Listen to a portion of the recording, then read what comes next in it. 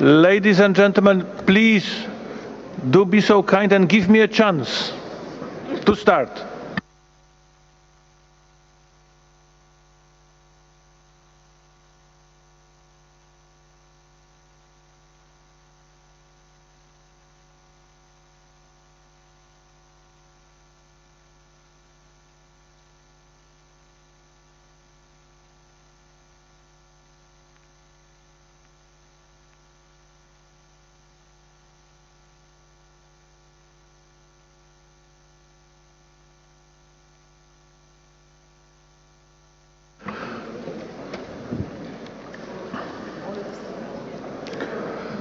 Ladies and gentlemen, good morning. Dear colleagues, I would like to inform you that at the Bureau meeting of today, several members of the Bureau requested to open for discussion the following SOX reports, in addition to those already included in document INF.7 Ref. Under item 7A, Natural Properties, Bamiyan National Park, Ethiopia. And under Culture Properties, Old City of Jerusalem at its walls, site proposed by Jordan, C 148 Ref.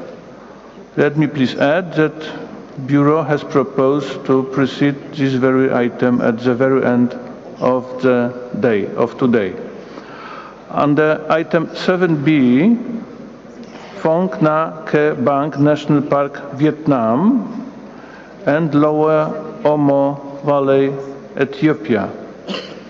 If any other committee members wish to open another SOC report for discussion, kindly let us know now, so the Secretariat can prepare a revised list of SOC open for discussion. I do trust that you agree with this. Thank you. Dear colleagues, to start the day, we have a major agenda item to examine, namely item 7 on the state of conservation of World Heritage properties.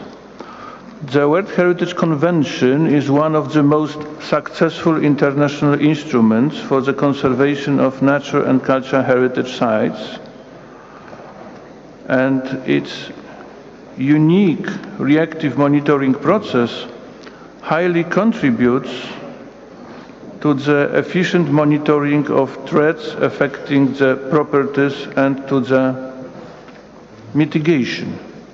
However, dear colleagues, sadly, we have witnessed in the past years the terrible consequences of conflict on cultural sites. In the same time, African natural sites have recently been specifically targeted. Indeed, in 2016, 11 guards were killed and many others wounded by poachers in Garamba, Virunga, and Kauzi Biga national parks, and Okapis Wildlife Reserve in the Democratic Republic of the Congo. The Lobike National Park, as well as Ja Faunal Reserves Research Center in Cameroon, also suffered human losses in the past year. Dear colleagues, I would like to invite you to observe a minute of silence in memory of all the people who dedicated their lives to the protection and conservation of World Heritage. Let me please ask you kindly for 1 minute of silence.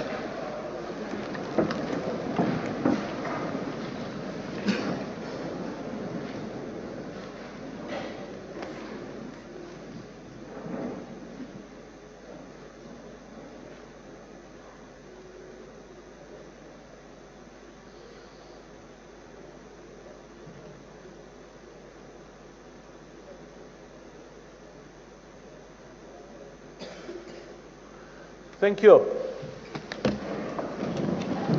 Thank you very much. As indicated in the preamble of the Convention itself, the, I quote, deterioration or disappearance of any item of the culture or natural heritage constitutes a harmful impoverishment of the heritage of all the nations of the world. Therefore, before we move on with this item, I call upon all of you to make the best use of our procedures and of the recommendations carefully crafted by the Secretariat and the advisory bodies to ensure that outstanding universal value of these heritage sites is fully preserved. Dear colleagues, before I give the floor to Dr. Mechthild Rösler, Director of the World Heritage Center, to introduce document WHC/17/41.com/7, I would like to inform you that, as for the past years now, this item will remain open to possibly take into account the debates held under agenda items 7A and 7B. The draft decision 41.7 will therefore be adopted once we have completed the examination of item 7A and 7B. Dr. Rösler, you have the floor. Thank you very much, Mr. Chair, and good morning to all of you. As you rightly say, this item is the most critical under the World Heritage Convention, and item 7 is a key document on global World Heritage conservation issues, and it contains different parts. If we can have the next slide, please. It provides a detailed snapshot of the factors impacting the outstanding universal value of properties, such as the lack of management plans or their inadequacy, ill-advised housing or ground-transported development projects, inappropriate management activities, encroachment, illegal activities, extractive industries, and of course, the conflict situations in many parts of the world. Document 7 proposes also some explanatory notes on the treatment by the World Heritage Center of mass campaigning, as we often receive numerous letters or emails from civil society on a specific conservation issue, which are impossible to respond to individually, but can also not remain unanswered. And what you see on the slide was, for this site in Mexico, I got 30,000 letters, and last week I got 50,000 signatures from NGOs and civil society. In part 2, more comprehensive information is provided on emergency situations in conflict areas. Indeed, in 2017, conflict affected 21% of all the properties reported to the committee. This percentage has never been so high. This part of document 7 also provides detailed information on UNESCO's actions to advocate for the international community to mobilize for the protection of endangered natural and cultural sites. I would like now to address more specifically some of the other conservation issues presented in part 3 of this comprehensive document. The destructive events that have taken place over the past few years have brought the question of reconstruction sharply into focus. The urgent need to formulate specific guidance has become obvious. A number of expert meetings were organized to address reconstruction and recovery and outline the need to systematically embed risk mitigation measures within management plans and to reinforce capacity building efforts, among others. Document 7 also addresses climate change, and this was mentioned by some of you already under the item 5A, and it presents a follow-up to the decision adopted last year, including contacts to the Intergovernmental Panel on Climate Change, the IPCC, in view of the integration of heritage into the next assessment report. It also presents some elements on the recent mass coral bleaching events, which affect a high number of marine World Heritage sites. The exponential urbanization experienced by the world for a century, and the fact that more than half of humanity today lives in an urban environment, is an unprecedented phenomenon and has serious impacts on the OVUV of a large number of assessment reports. It also presents the SDG bleaching events, SDG 11 target, a high number of putting culture in the center of urban development strategies. The exponential urbanization experienced by the world and is for a century, and the fact that more than half of humanity today lives in an urban environment is an unprecedented phenomenon. It includes graffiti, rubbish dumping, smashing of pieces of heritage or defacement of other kinds, and constitutes a significant threat to the integrity of the property. Often acts of vandalism are caused by tourists and require better policing and strengthening security. Disaster risk reduction is also an area for which many resources need to be mobilized. The 2007 strategy for reducing risks from disasters at World Heritage properties is still valid, but would now benefit from taking into account the 2015 Sendai framework and the 2015 strategy for reinforcing UNESCO's action for the protection of culture and the promotion of cultural pluralism in the event of armed conflict.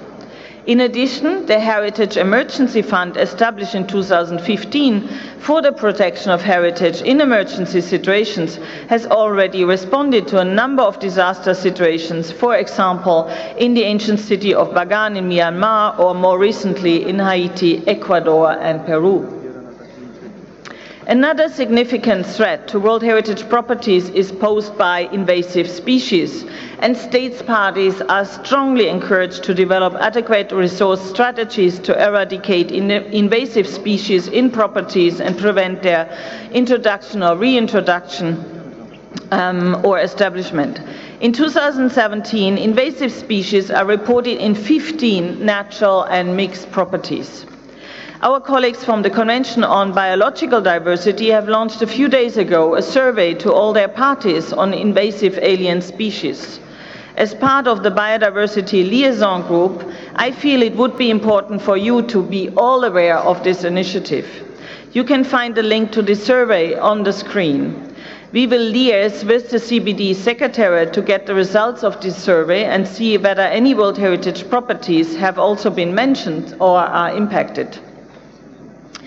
Illegal trade of wildlife species and their products from within World Heritage properties has been a serious threat, for which the committee has expressed many times concern at numerous occasions and launched an appeal to all member states of UNESCO, especially origin, transit and destination countries, to cooperate to combat this threat, including through an improved cooperation between the World Heritage Convention and CITES.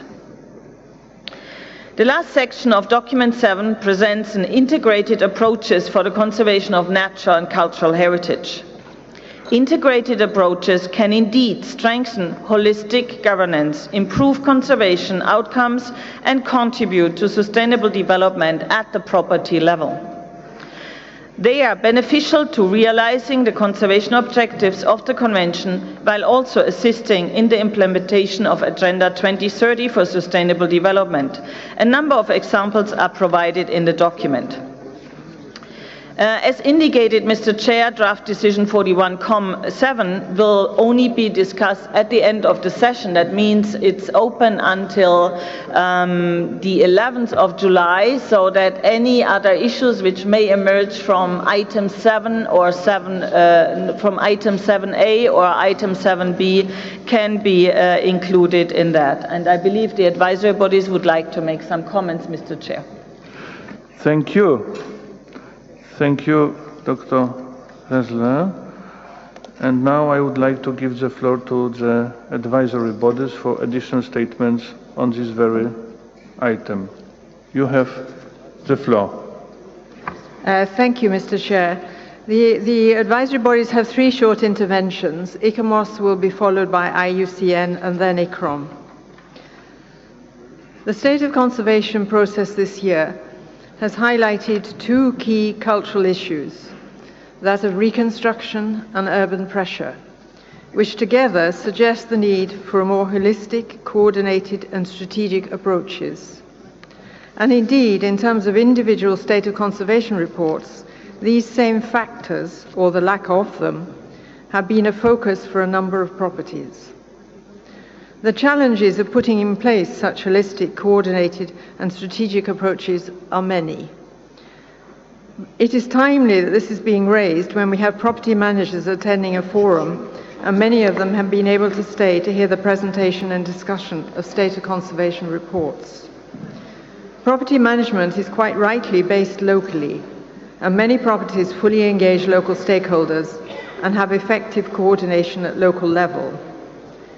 Yet many of the challenges of urban development pressure and reconstruction, particularly post-trauma, bring with them the need for coordination vertically between the local and national levels, as often only at a higher level of authority can the necessary strategic approaches be approved or directed to give cultural heritage the profile that is necessary. Establishing a coordinating approach between the national and local levels is often difficult when urban pressures are responding to national, social and economic priorities. And the same can be said for progressing the planning of reconstruction after traumas. But as this is an area where many actors are involved, perhaps there is a chance to define systematic approaches that could be appropriate as well for non-post-trauma situations.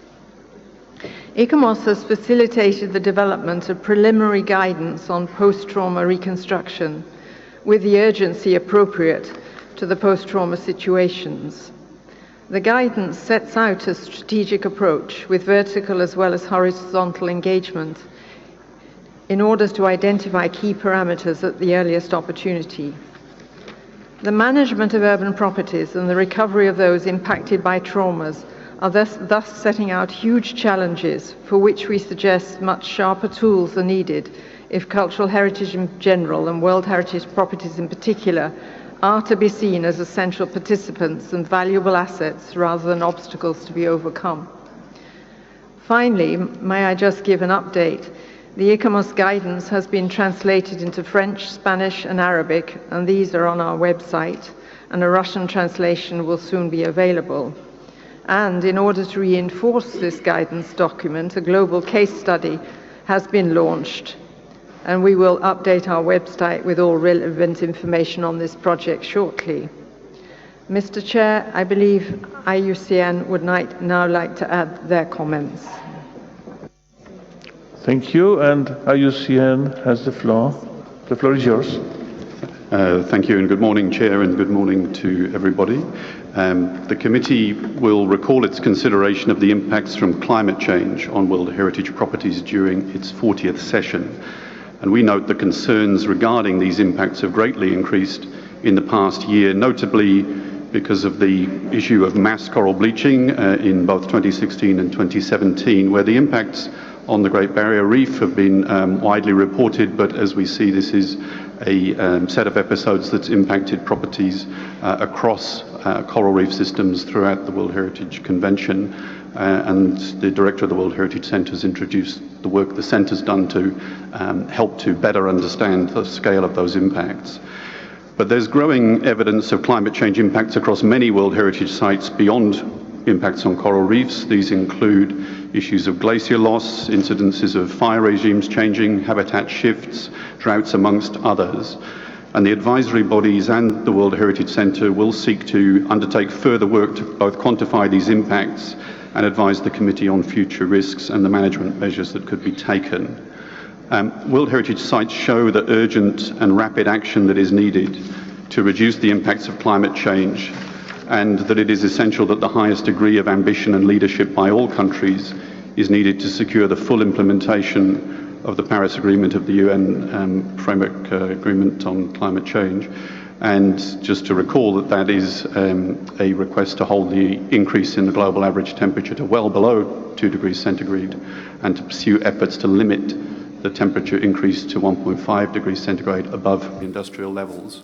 But, Mr. Chair, it's clear even with that most ambitious implementation, damage to World Heritage sites that we're seeing now will not be entirely avoided.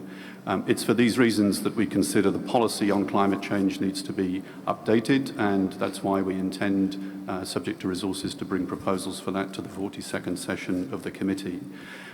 Beyond that, as was noted in item 5 and item 6 yesterday, and also item 5B, we will be doing work through the World Heritage Outlook to better quantify these impacts of climate change across all natural World Heritage sites in the report we'll launch in November 2017. And with ICCROM, we are focusing on climate change adaptation as one key component in the World Heritage Leadership Programme. Mr. Chair, as the Director of the World Heritage Centre has noted, the ongoing threat to invasive alien species from invasive alien species is very serious for World Heritage areas. When the IUCN World Heritage Outlook was launched in 2014, it identified this threat as one of the most serious current threats to World Heritage properties. The Honolulu Challenge on Invasive Alien Species, which was established at the 2016 IUCN World Conservation Congress, noted that it's essential that management plans for protected areas, which include World Heritage properties, address invasive alien species as a key issue that requires a response. These should be ecosystem-based, emphasize prevention and early detection with rapid response measures, and stakeholder consultation as essential. This is an urgent measure required to protect biodiversity, but also the human well-being that World Heritage sites support. Mr. Chair, finally, during the last 3 sessions, the committee has expressed its concern about the illegal trade of wildlife and its products affecting natural World Heritage properties. Again, the Director of the World Heritage Centre has referred to the vital connection between this convention and the CITES Convention in terms of tackling this issue. A report on illegal wildlife trade of CITES protected species, which was prepared by WWF and Dahlberg in 2017, suggests that 45% of natural World Heritage properties are impacted by illegal wildlife trade.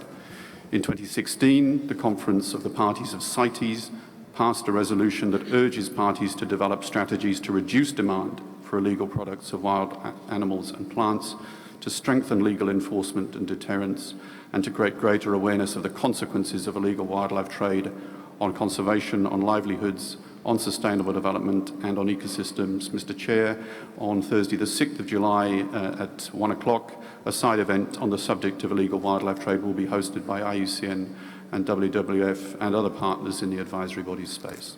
Thank you, Mr. Chair. Thank you. And now, as I understand, ICCROM has the floor.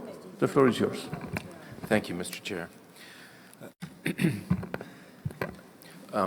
Document 7 covers a number of important issues regarding state of conservation of properties on the World Heritage List, including conflict situations, climate change, and vandalism.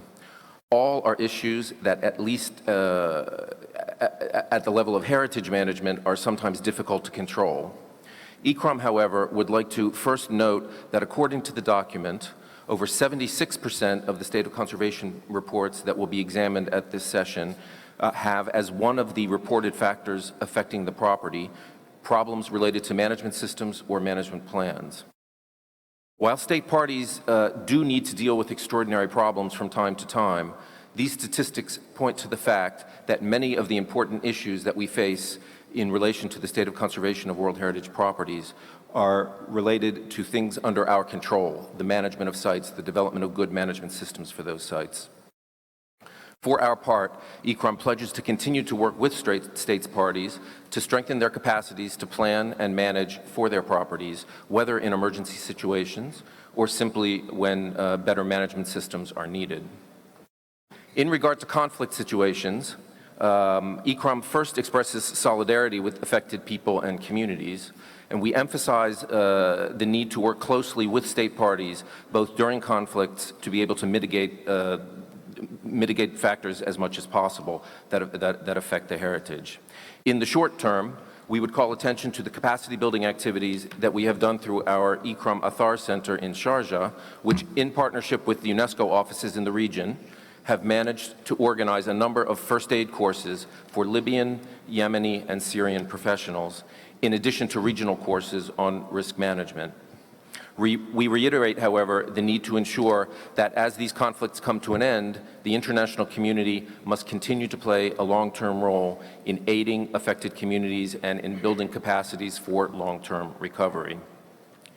We emphasize that the main goal that we are trying to achieve in these situations is the long-term recovery of communities and their heritage. Although we often talk about reconstruction efforts for the heritage, reconstruction is really only one element that is available to us when we plan for recovery after a conflict or disaster event. More focus should be on overall recovery of society as a first step. Before making decisions on specific actions of consolidation, restoration, reconstruction, or other actions, it is important that we take into account many factors, including the outstanding universal value of the property, the physical, social, and economic conditions, the existence or not of documentation, and existing traditional approaches and practices in a given context. All of this information must be processed in a participatory manner with affected communities in order to lead to sustainable solutions. We welcome the meeting planned for September in Japan to discuss the future of the Bamiyan Buddhist statues, as well as the efforts of UNESCO and the World Bank to develop a white paper on the issue of reconstruction of cities in post-conflict and post-disaster situations. And we look forward to the opportunity to collaborate as possible on these activities. We would suggest, however, using the terminology of recovery as much as possible instead of reconstruction, since the term reconstruction immediately promotes a bias toward creating replicas of heritage rather than promoting consideration of various options that may be available given the specificities of the situation encountered. It also focuses only on intervention on materials and not on the overall values and the overall message. In regard to the issue of disaster risk reduction, despite the disaster risk management strategy approved by the committee in 2007, which called for all sites to have disaster risk management plans, most properties either still do not have these important management documents or do not implement them if they do have them. We agree with the text in the document, in document 7, that there is a need to update the World Heritage Disaster Risk Management Strategy to take into account the advances made through the Sendai with the Sendai framework. But we do feel that states parties must develop disaster risk management plans at the site, regional, and national levels, and also put the necessary infrastructure in place to deal with disasters when they do happen. For our part, ECROM will continue to work with partners around the world to provide capacity building opportunities to ensure that professionals have necessary skills and knowledge to respond to emergency situations. Finally, we would like to bring to your notice the that state of conservation was the main theme of the Site Managers Forum that we had the privilege to help organize with Polish authorities on the occasion of this, the 41st session of the committee.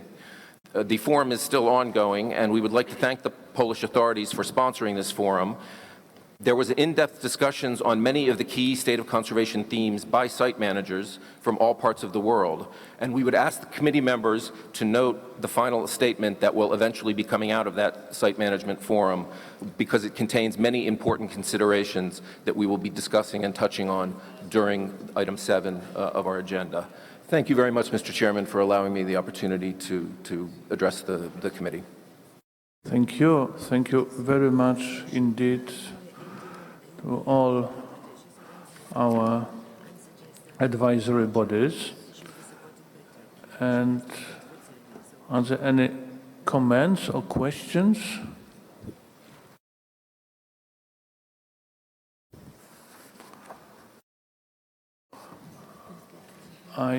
Cuba. The floor is yours. Gracias, señor presidente.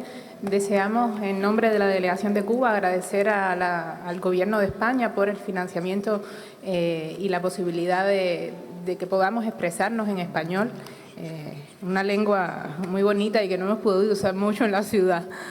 Buenos días a todos. Quería hacer algunos comentarios en relación al informe.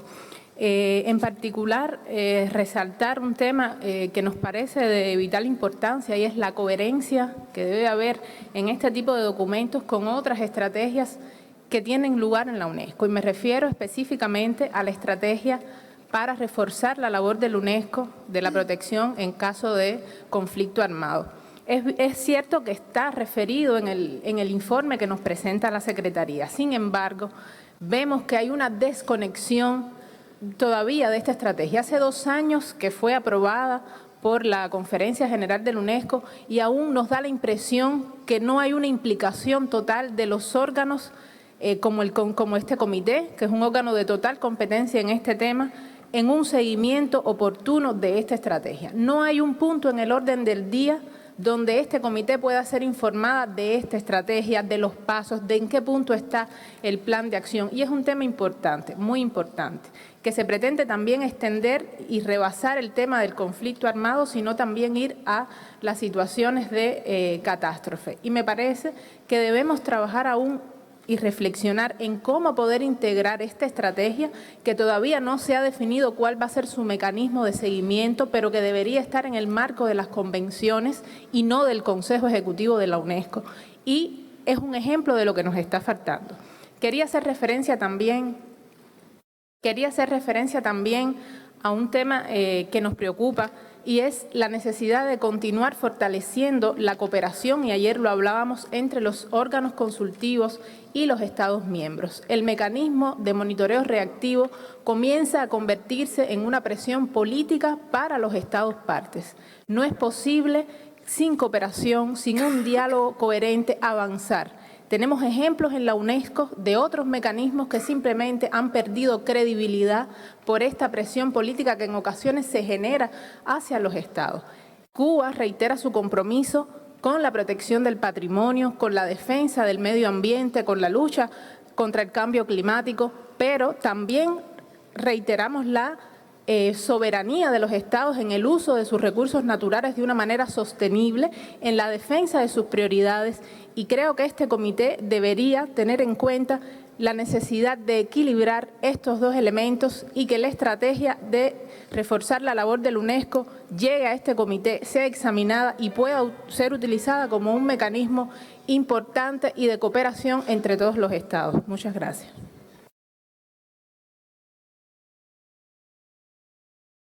Gracias. Thank you. Are there any questions or comments or interventions? No, Portugal. Portugal first.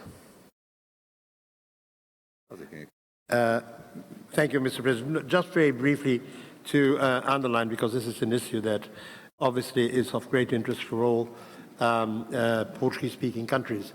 I would just like to highlight, whilst thanking for all the contributions, very, very positive, interesting contributions to this debate, to thank the Brazilian Institute of Artistic and Historical Heritage for having provided for the translation of all the documents that have been mentioned during this first part of our debate into Portuguese. Thank you very much. Thank you, Ambassador. Turkey. Thank you very much, Mr. Chair. Let me thank the Secretariat for the report and also the advisory bodies for their presentation. As the report highlights, the Convention is increasingly and apparently becoming the main tool for protecting the properties of outstanding interest. However, at the same time, the environmental conditions and circumstances that those properties are within are challenging the properties even more.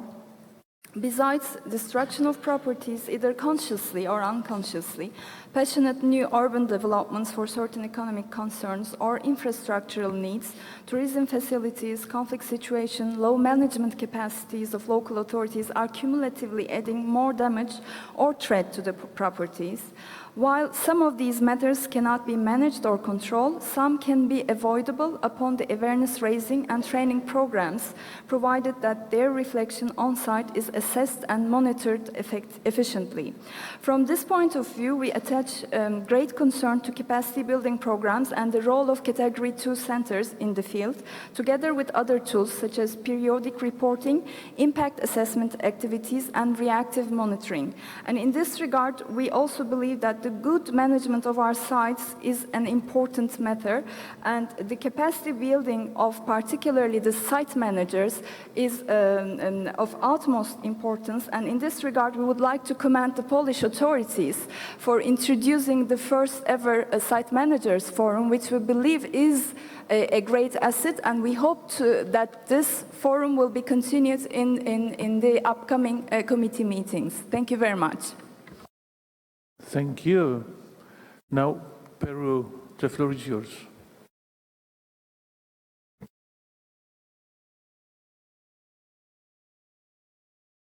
Muchas gracias, señor presidente. Queremos agradecer a la Secretaría por la presentación de este documento número 7. Este documento referido al estado de conservación de los sitios de patrimonio mundial nos da una visión real de la situación que enfrenta el sistema de protección y preservación del patrimonio contemplado en la Convención de 1972 y que ahora más que nunca vincula a los Estados parte, al Comité, al Centro de Patrimonio Mundial y los órganos consultivos en la tarea de salvaguardar el patrimonio en contextos tradicionales y en aquellos de conflicto armado. Cabe destacar que uno de los aspectos más relevantes de este documento es que se identifican las causas o factores que afectan el valor universal excepcional en algunos sitios. El principal factor identificado de responsabilidad es justamente responsabilidad de los propios estados por la insuficiencia o mala aplicación de sus sistemas de gestión o por limitaciones en sus propios planes maestros. Estas afectaciones se elevan, de acuerdo al informe, al 70,1%. Así se identifican otro tipo de factores y nosotros queremos destacar como elemento representativo de la situación internacional actual el hecho que las guerras como factor de afectación y su porcentaje se haya elevado a un 14%.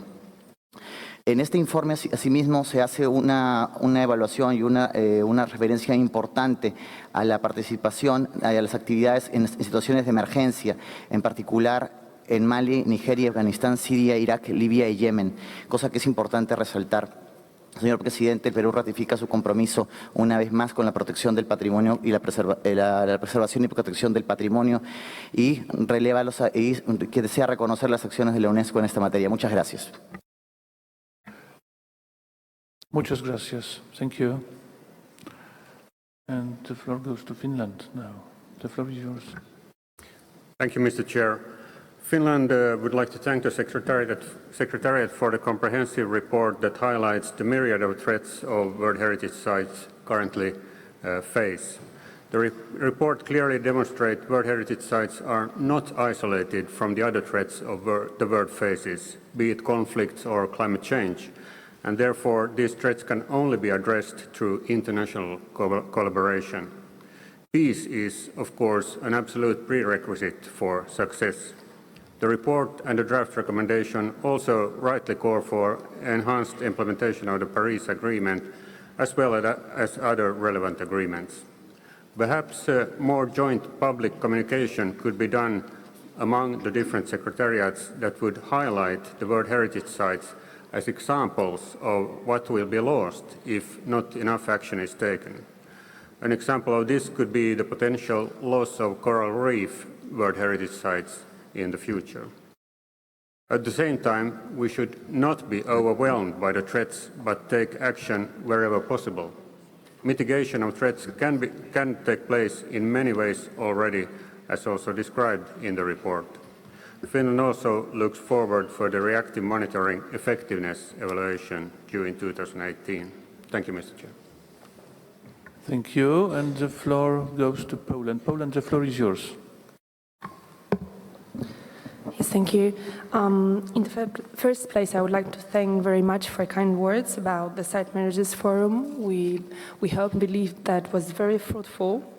But first of all, on the second hand, I would like to, on behalf of the Polish government, I would like to say that we are ready to host an international conference on reconstruction to provide guidelines to the World Heritage Committee that we talked last year in Istanbul. We are ready to share our experience and to organize an experts meeting.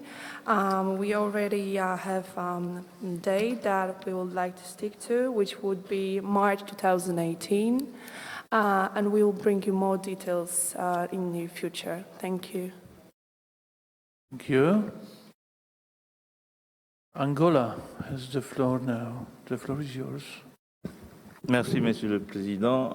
L'Angola voudrait également s'aligner à d'autres pays par rapport à ces préoccupations qui menacent le patrimoine mondial. Nous aimerions peut-être faire des commentaires par rapport aux situations de conflit. Tel que le rapport le dit, 21% de biens qui sont sur la liste du patrimoine mondial en péril se trouvent dans des zones de conflit. Donc c'est préoccupant. Pas seulement ces biens pourraient continuer à rester sur la liste du patrimoine mondial en péril, mais cela empêche également que les organisations consultatives puissent descendre sur le terrain, faire des missions, pour pouvoir accompagner les États parties, de faire des efforts, donc de retirer ces biens sur la liste du patrimoine mondial en péril. Donc, nous encourageons donc l'UNESCO de continuer donc à promouvoir la culture de la paix à travers cette coopération internationale, afin que la stabilité au niveau des zones de conflit soit une évidence. Et cela permettra donc d'augmenter l'efficacité donc de la Convention du patrimoine mondial. Mais également, il est important de voir également les questions les duels qui existent aujourd'hui entre la conservation et le développement, quand on parle de villes notamment. Donc, des réflexions doivent continuer, pouvoir trouver toujours cet équilibre entre la conservation et le développement, parce qu'on ne peut pas geler les choses, mais il faut trouver des terrains d'entente pour permettre à la fois de préserver, de protéger les patrimoines et en même temps permettre aux États de pouvoir se développer tout en améliorant donc, les conditions de vie de leur population. Donc ces réflexions qui ont commencé à prendre place devaient être renforcées afin que, à la fois, qu'on continue de préserver en même temps, permettre aux États d'évoluer également. Je vous remercie. Merci. And the floor goes to Jamaica. Jamaica has the floor. Thank you, Chair. Jamaica would like to thank the World Heritage Center and advisory bodies for their comprehensive reports. And we know the great concerns, as has been indicated, and agree with the need to develop effective policies to address same. Having already raised the issue of climate change, especially experienced within the states of the Caribbean, issues such as coral reef restoration is one such example. And Jamaica and other countries of the wider Caribbean are participating in coral reef restoration research and implementation of projects. Efforts are geared towards identifying resilient coral species, enhancing reproduction, and locating coral reef refuge. These restoration activities are designed to assist in the survival of coral reef and its conducive growth. We are encouraging other state parties to support such initiatives within their own countries, and therefore, and also to support the programs under the World Heritage Center advisory bodies, and to engage these bodies so that we can develop a situation where we are supporting the nation's reduction in temperatures, or sorry, the global reductions in temperatures. Thank you. Thank you. And now I'm pleased to inform you that the floor, first time during our session in Krakow, goes to the observers, to non-governmental organizations. Madam, you have the floor. If you kindly introduce yourself, and the floor is yours. Thank you. Is the microphone live? Thank you. I'm speaking on behalf of the Wildlife Conservation Society, a global conservation organization with field conservation programs in more than 60 countries, including work in more than 30 natural and mixed World Heritage sites. We greatly appreciate this document. We find this global and analytical overview of the state of conservation of World Heritage properties to be highly useful and informative. We're committed to working collaboratively with state parties on the conservation and management of natural sites across the globe, and we work with governments in efforts to mitigate threats to natural sites, such as those identified in the document. In particular, we note that poaching and illegal trade are one of the greatest threats to wildlife across the globe, and this wildlife trafficking significantly threatens the outstanding universal value of far too many World Heritage natural sites. More than 1,000 park wardens have been killed over the past decades, and our staff around the world appreciate the moment of silence held earlier and express our condolences to the families and friends of park guards who were killed this year, including at sites we work at, while protecting World Heritage sites. Wildlife trafficking has a devastating effect on species around the world, but also undermines local livelihoods, weakens the rule of law, and provides revenue for organized crime networks. Trafficking has become ever more organized and global, and efforts to address it must also be organized, sophisticated, and global. We therefore strongly urge the committee this year to adopt the decision in this document, work to strengthen it if possible this year or next. We recommend that it also reaffirm and commit to implementation of the UN General Assembly resolutions 69314 from 2015 and 7301 from 2016 on wildlife trafficking. They were adopted unanimously by the UN General Assembly. And we also note the mention in SDG Target 15.7 of wildlife trafficking. We also greatly support the call for enhanced cooperation with CITES and urge the decision to call on members of the World Heritage Convention to fully implement all decisions of the CITES Conference on illegal wildlife trade. Thank you very much for this opportunity to address the committee.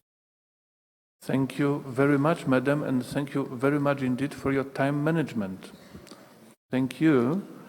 And now I will ask the Secretariat to answer the questions. I understand that Dr. Resler is going to take the floor as the first.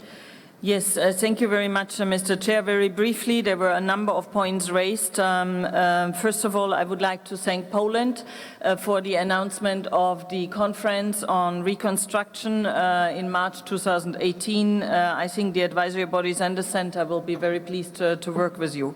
There were a number of issues on conflicts raised also by Peru and by Angola, and I think I'm very pleased to inform you that we have also increased cooperation with UN Mine Action in New York in all these areas of insecurity, and I think that is a very important issue to have also a good security situation on the ground whenever we come in after destructions. Now, Angola mentioned also the issue of balance between development and preservation, and I think we had an extremely good discussion at the Arusha conference in June 2016. Jamaica mentioned the climate change issues and effective policies, and in that regard the Marine Program is also organizing a side event, so if you wish to have further discussions, that would be the place to do. And Turkey mentioned especially the site managers. I think I'm very pleased, and all of us, we are very pleased to have the site managers actually with us to listen to this debate and the specific debates on items 7A and 7B. And we are definitely at your disposal to improve periodic reporting, impact assessments, reactive monitoring processes to make sure that there is more awareness raising and training, and also with our Category 2 center matters. There will be a number of informal meetings because they are also here present with us. Concerning conflicts, our ADG will answer, but I can assure you to Cuba, also we have an integrated approach, especially at the Heritage Division, where 4 conventions are dealing with this strategy and its implementation, which also comes up under other items. But Mr. Bandurin will say something in more detail. Thank you, Mr. Chair. Thank you, Madam. ADG has the floor. Thank Mr. you. Bandurin, the floor is yours. Thank you, Chairperson. Just a few elements of complementing what has already been said, and in fact what has already been written, because the report, as you can see, is very extensive in describing what UNESCO has done in the past year in this regard. Let me say very clearly that this has become, in the past years, a major area of concern and activity of UNESCO. It's probably the most discussed and the most discussed element in the life of the organization. 2 years ago, the General Conference adopted the strategy for the protection of cultural heritage and cultural pluralism in the event of armed conflict. This was designed to strengthen the capacities of all the UNESCO conventions in responding to the crises that are generated in conflict areas. So in a way, it is a strategy that wants to reinforce the conventions, and not only through information that we provide to all the conventions, but also through direct support. The support has, of course, a political nature, but also a financial component. As you know, we have created a fund, the Emergency Response Fund, which has so far collected about $2.5 million. Not enough, perhaps, but we are fundraising actively for that. We have created an emergency response unit, which is located in the Heritage Division. And I think we have been able to establish a mechanism which is very effectively complementing the activities of the World Heritage Fund. Just to give you an idea, we have been able so far in the past year and a half to help countries such as Nepal, Peru, Ecuador, Haiti, Myanmar, and then also the countries in conflict like Iraq, Syria, and Yemen. Now, you may have noticed perhaps that there is a difference between the scope of the strategy, which is focused on conflict, and the scope of the emergency activities, the emergency fund, which also covers natural disasters.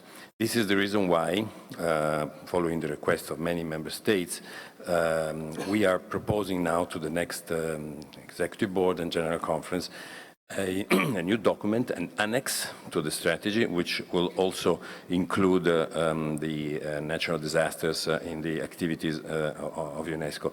This will follow, of course, it will be inspired by the Sendai framework and other UN frameworks on this regard. So I think that overall, at the end of the year, we will have a complete set of normative frameworks, and I hope also, a much better outlook in terms of financing. But we will certainly inform regularly this convention and the other conventions that are involved in responding to crises and conflicts all along. And we see this activity as overarching as a way to reinforce their capacity to respond to crises. Thank you. Thank you very much indeed. And now it's time for advisory bodies if needed. Would you like to take the floor? Yes. ICOMOS, the floor is yours. Thank you, Mr. Chair. We would just like to make a few small comments. We welcomed the comments made by the Honourable Delegate from Cuba on the issue of cooperation between advisory bodies and member states, and the need to both balance and harmonize the work of the advisory bodies and member states. ICOMOS can only support fully those aspirations, and indeed over the last few years we've been trying very hard to spread our resources as far as we can to engage actively with member states way beyond committee meetings and even way beyond nominations and state of conservation reports. We certainly look forward to the opportunity to talk more strategically about how this activity can indeed be optimized. We also noted the comments by the Honourable Delegate for Turkey on the important issue of awareness raising, capacity building, particularly in terms of raising awareness of the challenges that affect World Heritage properties. This is absolutely crucial if site management is to get the support it needs at all levels, local level and national level. And finally, we'd like to just acknowledge the importance of the remarks made by the Honourable Delegate of Angola on the need to balance development and conservation. This is a current thread that runs through most of the, or many of the state of conservation reports that we're dealing with this year. And it goes beyond site-by-site challenges to the need to look at how we can put in place much more generic and strategic approaches and define best practices, if you like, on this crucial issue. Thank you, Mr. Chair. Thank you very much, Madam. Are there any IUCN, as I can see? The floor is yours. Thank you, Chair. I think there were no questions directed to us, and I think the comments point to perhaps the point when we come back to this to discuss the decision. But I just would, I think, just make two observations. One is to echo the importance of this issue in tackling the strategic issues that face sites, so we don't just work site by site. And I think it really is important to endorse the initiative that's been taken to bring site managers together at this committee meeting as something which provides a means to really understand how these broader decisions can support site management, but also that it is an item which gives us really the opportunity to engage with civil society in a strategic way. And I'm grateful very much to hear the intervention from the NGO observers on that, because I think this whole item of how can we more strategically work on conservation, and in particular, how can we connect what we do in this hall and this convention to the other conventions that really need to mobilize support for World Heritage is the crucial issue. And that network of partners that we have in civil society can really help us do that. The second comment was also just to respond to the point that Cuba raised about the importance of collaboration and cooperation with the advisory bodies, very much to endorse the sentiments of ICOMOS. And I think specifically on the subject of climate change, this is why we think what's needed is a reflection on the current policy on climate change and how that should be developed by this committee, but also how this should connect to the same states parties working in the Framework Convention on Climate Change, so we can really understand how 10 years after that policy was first created, what collaboration looks like when we know that the level of concern and the level of challenge from climate change has unfortunately not gone away, but really accelerated in terms of the level of concern that we can see, and the direct damage that we're now observing in World Heritage areas is because of that. So it would be helpful through the debate and when we come to the decision, but also beyond this decision, to interact with states parties on the content of that policy so that we can establish exactly the type of collaborative and cooperative partnership which I think Cuba was asking for and we would very much want to achieve. Thank you, Chair. Thank you. Ikram, would you like? Yes. Sorry, very briefly. Just a minute. 2 minutes. 2 minutes. Thank you. Just to acknowledge, there were no specific questions aimed at Ikram, but just to acknowledge also the intervention by Turkey, which specifically mentioned the need for strengthening capacity building. The work of the Category 2 centers, which I think I agree with you are excellent in that respect, and we're trying to collaborate with them, I think, very strongly. And also to support, actually just to support the issue that IUCN raised on climate change, I just want to make the point that most of the time when we talk about climate change, we tend to apply it only to the natural heritage sites.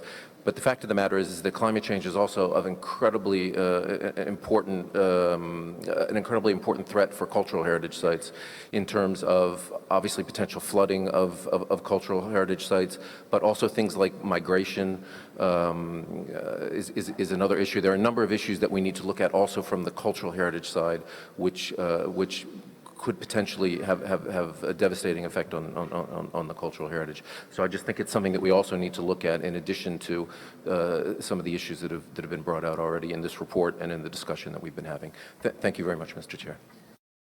Thank you. Thank you very much, and thank you to all of you for your cooperation.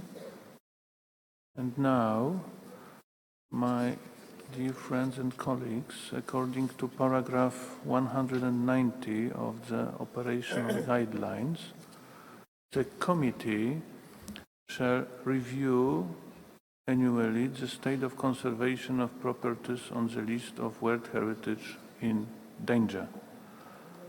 We have now reached this very crucial part of our agenda, which is at the heart of the Convention. Before we start with the examination of individual state of conservation reports, I would like to give the floor to Dr. Mechtild Rösler, Director of the World Heritage Center, to introduce this very item. Dr. Rösler, you have the floor. Thank you very much, Mr. Chair. Documents 7A, 7A Add, and 7A Add 2 present detailed reports on the state of conservation of 55 properties inscribed on the list of World Heritage in danger. In addition to those individual reports, you have two general decisions included in the document. One on the World Heritage properties in the Syrian Arab Republic and one on the World Heritage properties in the Democratic Republic of the Congo.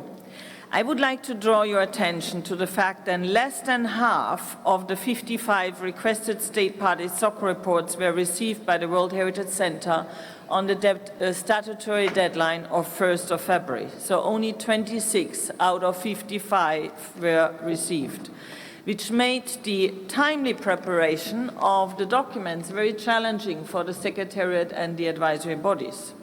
Mr. Chair, with your permission, I would like to call upon all state parties to really do their utmost to comply with the statutory deadline and to submit the reports according to the format including as Annex 13 of the operational guidelines and also in one of the working languages of the Convention. In line with our rotation policy this year, we will start the presentation of the reports with natural properties, and we discussed this also at the Bureau this morning, and in the following order of regions. First, Europe and North America, then Latin America and the Caribbean, Africa, Arab states, and then Asia Pacific. The presentations will be made jointly by the Secretariat and the advisory bodies. After the examination of natural properties, we will proceed with the cultural properties in the same regional order. There are this year no mixed properties on the list of World Heritage in danger. As the Chair has mentioned earlier already this morning, we have received a few additional requests from committee members to discuss some reports. The final list of the State of Conservation reports open for discussion will be distributed to you shortly as document INF7 Rev 2. Once we reach the relevant agenda items and before the floor is given to the Secretariat and the advisory bodies, it is the practice, Mr. Chair, that the committee member who has requested a specific State of Conservation report to be opened for discussion be asked to present the reason, so the reason why it felt important to discuss this report, so that we can keep the order of the debate focused on the issue at hand. Before concluding, I would also like to recall some of the committee's rules of procedure which you may want to apply on this agenda item to facilitate the conduct of the debates. Rule 22.5, the chairperson shall put committee members' questions to the state party once at the end of the committee's debate on the property. Rule 22.6, state parties shall not speak to World Heritage properties in their own territories, except at the explicit invitation of the chairperson within the allowed time for their speech and in response to a specific question posed. Lastly, Mr. Chair, I would like to remind the distinguished committee members about the very important decision 35Com 12E, which the committee adopted at its 35th session in 2011. It requested state parties to refrain from providing additional information regarding state of conservation issues after the deadline indicated in the operational guidelines, as this information cannot be reviewed properly and in due course. Therefore, if there are any such updates received recently, the Secretariat will highlight them during the presentations. Thank you, Mr. Chair. Thank you. Thank you very much, Dr. Ressler, for this useful introduction. And if there is no question, Poland has a question. The floor is yours. Go ahead, please. Thank you, Mr. Chair. As the last year, taking into account that the situation has not changed, we would like to ask to open the item on the medieval monuments in Kosovo and to adjourn the item to the next session of the committee. Thank you.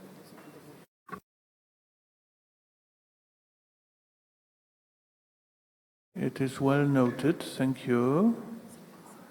Philippines and Turkey. Philippines, the floor is yours.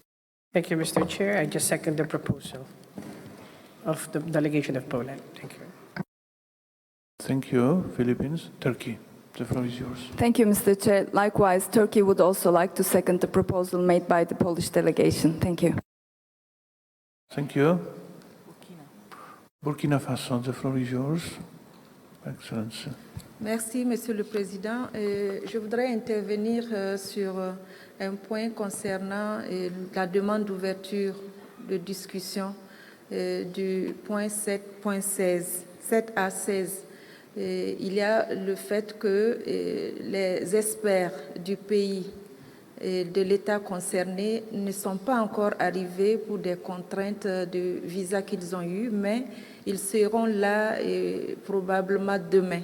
Donc, nous souhaiterons, en tant que pays ayant demandé l'examen de ce point, le report à la fin de l'examen du point 7B. I see. Dr. Ressler would like to respond, but if you could kindly remind us all which item are we talking about?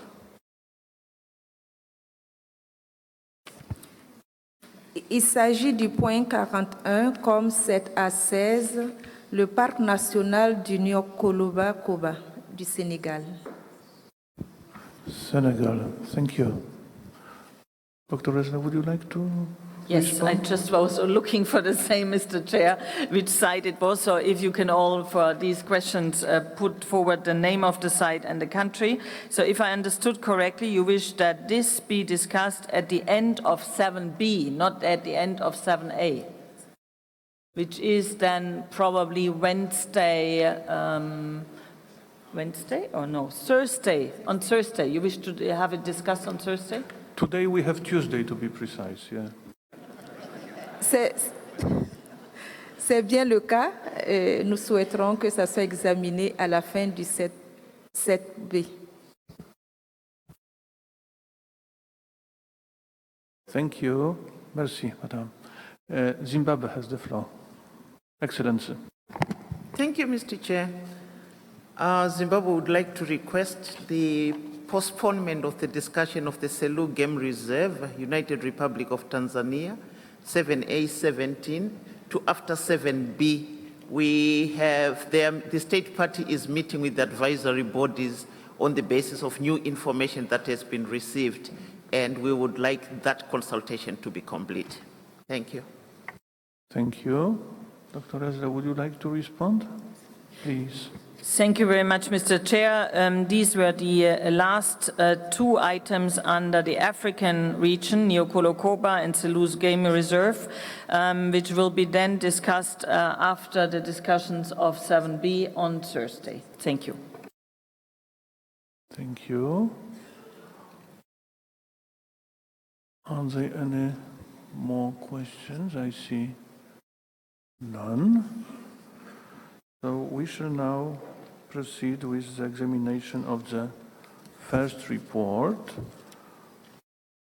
which means that we do start with 7A, Nature, Europe and North America first, number 50, Everglades National Park, United States of America. I invite Mrs. Isabel Anatole Gabriel, Chief of the Europe and North America Unit of the World Heritage Center, to present the report on the state of conservation of the natural properties located in the Europe and North America region, and open for the discussion. Madame, you have the floor. Merci, Monsieur le Président. Mesdames, Messieurs les membres du comité, chers collègues, bonjour. Le bien Parc national des Everglades aux États-Unis d'Amérique a été inscrit sur la liste du patrimoine mondial en péril une première fois en 1993 et jusqu'en 2007, puis à nouveau depuis 2010, à la demande de l'État partie en raison de la détérioration de son écosystème aquatique.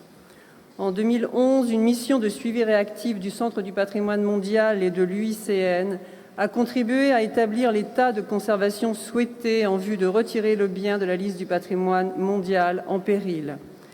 Le comité a adopté la même année de nouvelles mesures correctives qui complètent les indicateurs de suivi établis par l'État partie en consultation avec l'UICN et adoptés par le comité en 2006. Conformément à la décision de la 40e session du comité, l'État partie a soumis un rapport sur l'état de conservation actuel du bien. Ce rapport fait état des progrès accomplis dans la mise en œuvre des mesures correctives, mais souligne toutefois un retard dans cet exercice en raison, entre autres, des conséquences du phénomène climatique El Niño de 2015. Ainsi, l'État partie souligne qu'une décennie supplémentaire sera nécessaire pour atteindre l'état de conservation souhaité en vue de retirer le bien de la liste du patrimoine mondial en péril. Depuis la publication du rapport sur l'état de conservation du bien, le Secrétariat n'a pas reçu d'informations additionnelles. Par conséquent, et avec votre permission, Monsieur le Président, l'organisation consultative UICN souhaiterait formuler des commentaires sur l'état de conservation du bien. Je vous remercie, Monsieur le Président.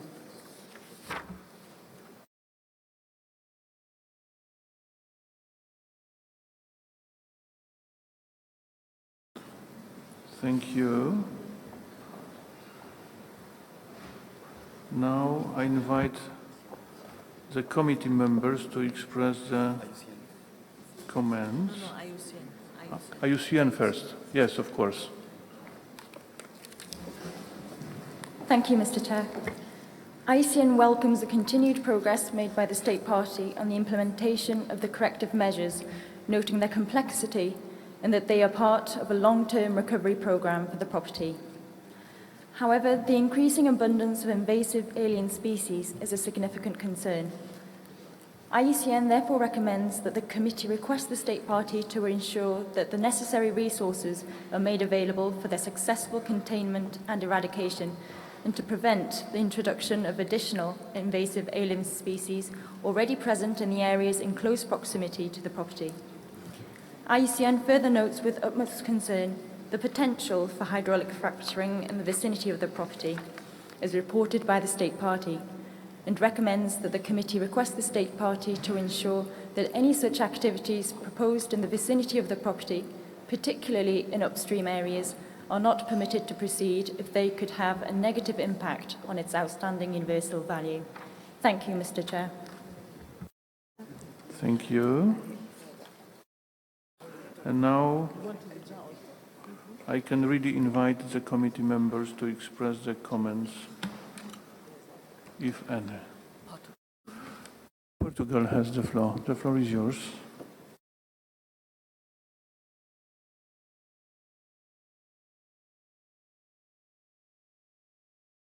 The floor is yours, Portugal. Sorry, Mr. President, I didn't realize. We understand that the natural phenomenon El Niño and its consequences had negative effect on the property, as did increasing abundance of invasive alien species, and we commend the State Party for its efforts to proceed with implementation of the corrective measures albeit of those circumstances. We are appreciative of the fact that the State Party has finally approved the long-awaited General Management Plan, which must be an important tool to address the various challenges facing the property, and we urge the State Party to implement it swiftly. Finally, we call on the State Party to abide by the principles of the World Heritage Convention and prevent any oil and gas exploration and exploitation in the property and in its vicinity, which could have a direct or indirect impact, namely on the surface waters and groundwaters aquifers. I thank you. Thank you, Ambassador.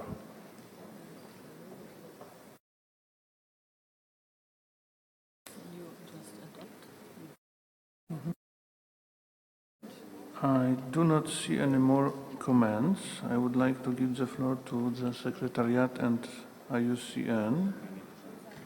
Should they want to add anything before we move to the adoption of the draft of decision?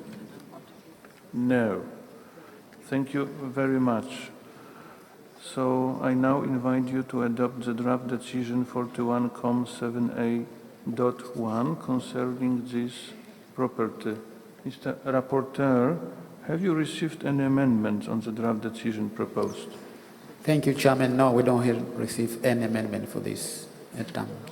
So if so, I declare decision 41.7a.1 adopted. And we can now move to Latin America and the Caribbean. Number 2, Belize Barrier Reef Reserve System. I invite Mr. Mauro Rossi, Chief of the Latin America and the Caribbean Unit of the World Heritage Center, to present the reports on the state of conservation of the natural properties located in the Latin America and the Caribbean region and open for discussion. Mr. Rossi, you have the floor. Thank you, Mr. Chair. I refer to the state of conservation of the Belize Barrier Reef Reserve System, Belize, document WHC 1741.788, page 2 of the English version, page 3 of the French version. This property, inscribed on the World Heritage List in 1996 under criteria 7, 9, and 10, was inscribed on the list of World Heritage in danger in 2009. The World Heritage and the IUCN have deemed important to inform the committee about the recent progress made by the State Party in the implementation of the corrective measure and the decided state of conservation for the removal of the property. The committee at this 9.7 heritage in group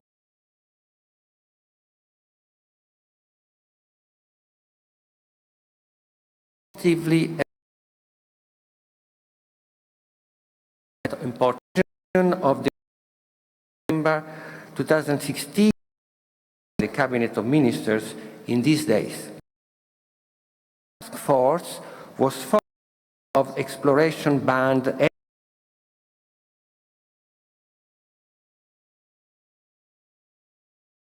atolls and 1 kilometer. To note how passed regarding the oil and gas exploration and exploitation as requested by the DSOC, and no detailed maps have been proposed so far. Secondly, Mr. Chair, the implementation of the Integrated Coastal Zone Management Plan has started, thanks to the funds provided through the World Bank project on marine conservation and climate change adaptation. And thirdly, regulation for the protection of mangroves throughout the property has been prepared by the State Party, and it is currently open for final consultation, ongoing drafting, and then soon approval. Mr. Chair, thank you. I think that IUCN would like to have the floor on this talk too. Thank you. Thank you. And the floor goes automatically to IUCN, as I understand. The floor is yours. Thank you, Mr. Chair. IUCN notes the commendable progress that has been made by the state party towards achieving the desired state of conservation for the removal of the property from the list of World Heritage in danger. Nevertheless, noting the high proportion of private land and areas of unknown land tenure in the property, further efforts are required to establish clear restrictions and regulations on development in order to avoid negative impacts on outstanding universal value.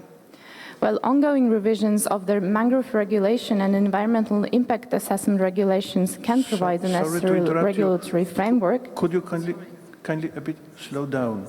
Sure. Because of translations. While ongoing revisions to the mangrove regulation and environmental impact assessment regulations can provide the necessary regulatory framework, it is essential that a permanent and legally binding ban on the sale of remaining nationally held lands in the property is introduced as a matter of utmost priority. Furthermore, it is recommended that the committee request the state party to provide, prior to finalizing legislation of the cabinet decision banning offshore oil exploration within the property, detailed maps of the areas where oil exploration will be prohibited, and to provide further details regarding the revision of the petroleum regulatory framework. Thank you, Mr. Chair. Thank you. And now I invite the committee members to express the comments, if any. Finland. Finland has the floor, and after that, Jamaica. Mr. Chair, Belize Barrier Reef, like many other outstanding marine sites on the World Heritage List, suffers from an increasing rate of hurricanes and coral bleaching events, threats closely connected to climate change. This biodiversity hotspot is also vital to some 200,000 inhabitants in Belize's coastal communities whom are depending on the reef for their food and livelihood. The coral reefs and mangrove forests serve as natural protective barriers which reduces the impacts of natural hazards such as storms. Degraded or disturbed ecosystems more or less lose their ability to reduce the impacts of natural hazards. Hence, it is crucial to take actions that will prevent more stress on this property's ecosystem and build up its resilience. The State Party has initiated important actions such as enhancing the protection of mangrove forests, proposing an oil exploration ban within the property, and implementing an integrated coastal zone management regime. Finland welcomes this participatory management approach, giving local communities and NGOs even better opportunities to be part of the process. However, we note with concern that oil exploration outside the property still is a major threat, and we urge the State Party to take appropriate actions to prevent potentially devastating damages to the OUV. Finland supports the draft decision. Thank you, Mr. Chair. Thank you. And now Jamaica. The floor is yours. Thank you, Mr. Chair. The Belize Barrier Reef holds the distinction of being the second largest reef of its kind in the world. Agreeably, it is the common responsibility of all of us to play a part in protecting the integrity of the site. Jamaica wishes to recognize and congratulate the efforts of the State Party in making steps towards curbing the series of threats against the site, especially those related to the offshore petroleum exploration within the World Heritage property, through the implementation of the Integrated Coastal Zone Management Plan. The voluntary moratorium on the sale and lease of state-owned land throughout the property has continued, and the State Party recently prepared a draft forest regulations. Having participated by invitation in the 20th anniversary of the inscription of the site, Jamaica has had the benefit of visiting sections of the site and is heartened that the Belizean government is working towards the desired conservation of the site. However, we recognize a need for additional actions as indicated by IUCN, and we encourage the State Party to continue their vigilance in addressing these matters. Thank you. Thank you, Madam. Portugal. the floor is yours. Thank you, Mr. President. Very briefly, we praise the State Party for its efforts for a coordinated and comprehensive approach to the challenges facing the property, namely by improving adequate regulation and legislation. Nevertheless, we are concerned that doubts still remain regarding the exact areas where oil exploration will be prohibited by a proposed ban focused on the property and its surrounding areas. It is also of the highest importance that the State Party ensures an effective and efficient legislative and regulatory framework as regards the sale and lease of land within the property. I thank you. Thank you, Ambassador. Cuba, the floor is yours. Muchas gracias, señor. Bueno, queremos expresar al Estado parte y continuar trabajando en el desarrollo de este sitio y sobre todo en el plan de gestión. Uno de los elementos importantes es el tratamiento que le han venido dando al tema de las especies exóticas invasoras y como parte de la iniciativa regional, sobre todo para el tema del pez león, como un elemento importante. Por eso exhortamos al Estado parte que continúe trabajando porque el elemento importante del sistema recifal, no solo para Belice, sino también para todo el resto de los países que tienen que ver desde México hasta Honduras en este valor. Es importante remarcar elementos como la preocupación con el tema del desarrollo de la industria de extracción de petróleo, pero también con otros elementos como las comunidades costeras que viven de los elementos que brinda este ecosistema. Y por eso exhortamos entonces a que continúe el trabajo como Estado y la preocupación en los elementos y que le han hecho lograr la decisión de salir de la lista en peligro. Gracias. Gracias.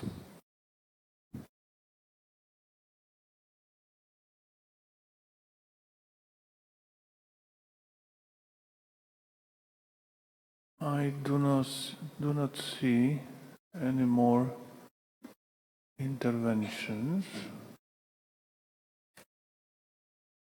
So I would like to ask Secretariat and IUCN if they should want to add anything. No. If so, thank you very much.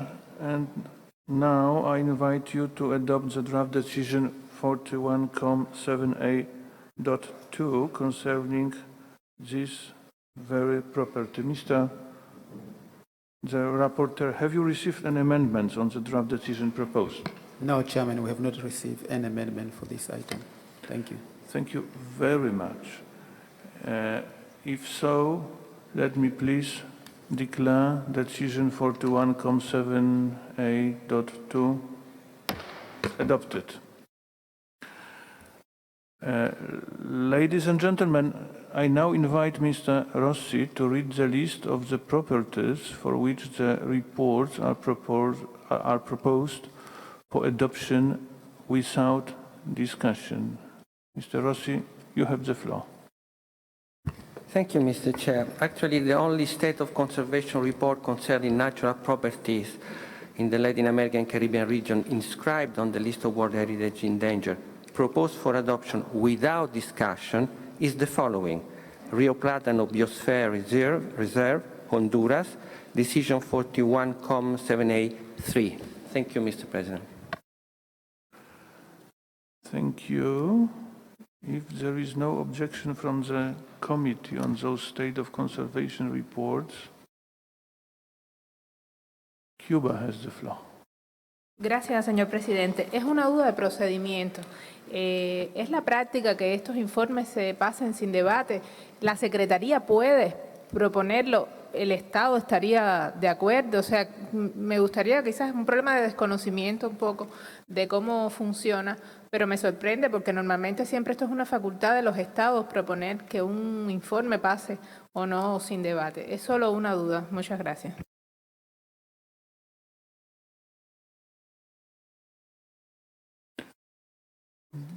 Gracias. Dr. Resler, would you like to respond, please? Thank you very much, and thank you for the question from Cuba. The documents are in front of the committee members, so the decisions are taken by the committee. Due to the time constraints the World Heritage Committee has, because the list is growing and growing and growing every year, and the number of threats are increasing, the committee a couple of years ago decided that only a certain amount of state of conservation reports should be open for discussion. So if there is an opening for discussion, it cannot come from the state concerned, because it should come from another committee member. So that's the procedure. But of course, I can also tell you that for a number of sites, there have been a lot of consultations prior to the session in UNESCO in Paris with many, many states concerned. And there are still ongoing consultations. And you have heard it this morning for 2 reports. There are still Burkina Faso, for example, mentioned that there are consultations ongoing. And that's why they requested that the discussion is later in the week. Thank you very much. Thank you.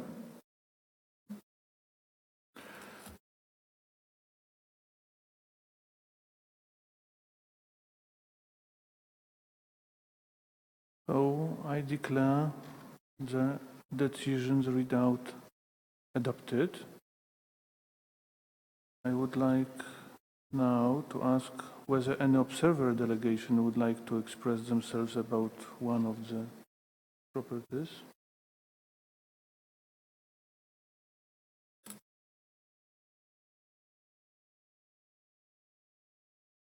Honduras wishes to have the floor. The floor is yours, Honduras. Please. Muchas gracias, presidente. El gobierno de Honduras quisiera agradecer en este momento primero al gobierno de Polonia por ser la primera vez que hacemos uso de la palabra, por la organización de este evento, también al Reino de España por permitirnos hacer uso de nuestra lengua en esta sede. Asimismo, agradecer al Centro de Patrimonio Mundial por su acompañamiento en el proceso de adecuación y revisión de nuestro sitio de patrimonio natural a través de la ejecución de diversas asistencias técnicas. Honduras se ha esforzado significativamente en estos últimos meses para lograr una readecuación que esté de acuerdo a los objetivos y a las observaciones que se han planteado. Queremos también agradecer a los órganos consultivos por sus informes, así como los procesos de evaluación que han hecho llegar a nuestro gobierno. En ese sentido, quiero nada más transmitir el compromiso permanente y total de nuestro gobierno frente al Centro de Patrimonio Mundial en reforzar estos mecanismos, especialmente mecanismos de comunicación con las comunidades y asentamientos indígenas rurales que se encuentran en este sitio para la implementación adecuada de las recomendaciones, y agradece sobre todo el reconocimiento sobre los avances sustanciales en la redefinición, principalmente de los términos fronterizos en este sitio. Muchas gracias. Gracias. Just a reminder, this property is not open for discussion, which means that I can just go on. And now we are leaving Latin America and the Caribbean. Africa. Number 4. Manovo Gounda St. Floris National Park, Central African Republic. I invite Mr. Edmond Mukala, Chief of the Africa Unit of the World Heritage Center, to present the reports on the state of conservation of the natural properties located in the Africa region and open for discussion. Mr. Mukala, the floor is yours. Merci, Monsieur le Président. Le rapport sur l'état de conservation du parc national de Manovo-Gounda-Saint Floris a été soumis le 16 mars 2017 par l'État partie de la République centrafricaine, qui, comme nous le savons, a traversé une période très difficile de son histoire. Ce rapport se trouve dans le document WHC 1741.com, 7A, AD. Page 7 pour la version française et page 6 pour la version anglaise. Ce rapport a été soumis pour discussion par le Centre du patrimoine mondial et l'UICN afin d'attirer l'attention du comité sur les efforts de l'État partie avec l'appui des projets écophones PCBAC, CSEAC pour la protection de la faune et de la flore dans la partie nord-est du pays où est situé le bien, notamment en matière de la lutte anti-braconnage et de la transhumance transfrontalière en coopération avec les États voisins du Cameroun, Soudan et Tchad. Toutefois, la persistance de l'insécurité et des pressions extrêmement importantes auxquelles le bien fait face et en l'absence de données permettant une analyse de la situation actuelle et les perspectives pour la restauration de la VUE du bien sont remises en question comme depuis plusieurs années. Il est donc recommandé que le comité prie instamment l'État partie d'entreprendre une évaluation de la faisabilité de la restauration de la VUE du bien avant la tenue de l'atelier d'élaboration du plan d'urgence. L'UICN, dans son intervention, va fournir encore plus d'informations techniques à ce sujet. Le projet de décision, comme vous le savez, Monsieur le Président, se trouve donc au 41 comme 7A4 et se trouve sur les pages 9 pour la version française et page 8 pour la version anglaise. Si vous me permettez donc, Monsieur le Président, que je donne la parole donc à l'UICN. Merci.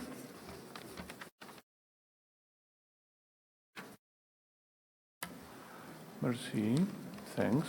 So, how about advisory bodies? Would you like to take the floor? Yes, the floor goes to IUCN. Merci, Monsieur le Président. L'UICN recommande que le comité accueille favorablement les efforts consentis par l'État partie pour renforcer progressivement la protection de la faune et de la flore dans la région nord-est du pays où est situé le bien, notamment en matière de lutte anti-braconnage et de la transhumance transfrontalière qui demeurent des menaces graves pesant sur la valeur universelle exceptionnelle du bien. La situation d'insécurité dans et autour du bien reste également problématique pour le moment. Malgré cette situation préoccupante, l'État partie prévoit désormais d'organiser l'atelier d'élaboration d'un plan d'urgence pour la sauvegarde du bien, comme demandé par le comité à plusieurs reprises. Cette initiative doit être accueillie très favorablement. Cependant, Monsieur le Président, il convient de rappeler que le comité avait considéré que les perspectives pour la restauration de la valeur universelle exceptionnelle du bien sont remises en question depuis plusieurs années. Il est donc impératif qu'un état des lieux soit réalisé avant la tenue de l'atelier d'élaboration du plan d'urgence. Je vous remercie, Monsieur le Président. Merci. Thank you. And I now invite the committee members to express the comments. If Portugal has the floor. Excellency. Merci beaucoup, Monsieur le Président. Nous n'ignorons pas que la République centrafricaine vit une période particulièrement difficile en termes de sécurité. Nous sommes gré à ces autorités des efforts conséquents et courageux qu'elles mènent au niveau national et régional pour y faire face. Ceci étant dit, nous sommes d'accord avec le projet de décision proposé et espérons que l'État partie invitera très prochainement une mission de surveillance réactive conjointe du Centre du patrimoine mondial et de l'UICN dès que les conditions de sécurité le permettent. Les différents défis qui affectent la propriété et en particulier les braconnages incontrôlés ont considérablement endommagé sa valeur universelle exceptionnelle et nous espérons que les conditions sur le terrain permettront que tous les efforts puissent être mis en œuvre pour essayer de récupérer les caractéristiques uniques de ces biens. Ici encore, la coopération régionale, la coordination des mesures à prendre avec les États voisins de la République centrafricaine s'avéreront d'une grande importance et utilité et je vous remercie. Merci. Thank you. The floor goes to Zimbabwe. Excellency. Thank you, Chairperson. Zimbabwe commends the efforts that have been made by the state party to strengthen protection of the natural resources in Manovo Gunda Forest in Central African Republic. We appreciate the difficult security situation in which the country finds itself and which restrict the efforts of the state party to restore outstanding universal value of the property. We encourage the state party to continue these efforts and with the help of advisory bodies, carry out studies when possible and when feasible to look at the restoration of the outstanding universal value of the property. Thank you, Chairperson. Thank you. Turkey. Turkey has the floor.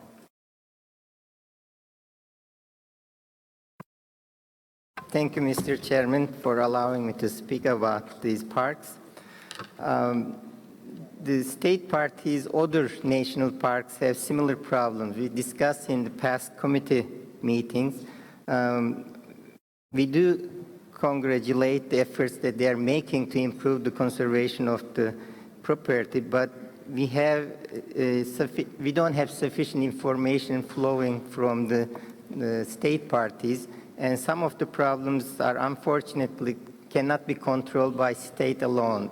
They need a strong cooperation with neighboring countries, as well as, especially for poaching, other countries should follow these conventions on endangered species and wildlife, CITES.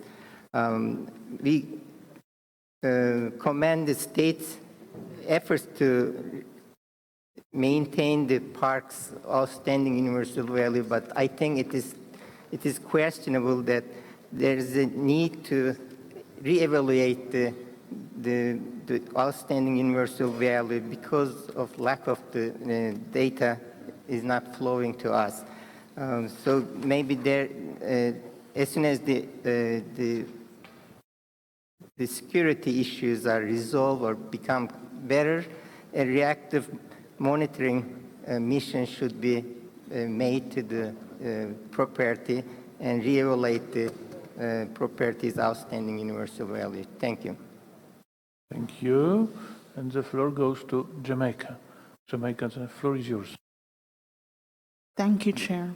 Jamaica notes with appreciation the efforts of the state party in light of a difficult and challenging security situation to safeguard the site's flora and fauna against poaching and livestock movement in collaboration with neighboring countries. However, in light of the uncertainty of the security of the site, Jamaica agrees with the advisory bodies and looks forward to the World Heritage, the IUCN reactive monitoring mission and the continuation of the reinforced monitoring mechanism in an effort to determine the current state of conservation and the impacts to the OUV. Thank you. Yes, no. Thank you.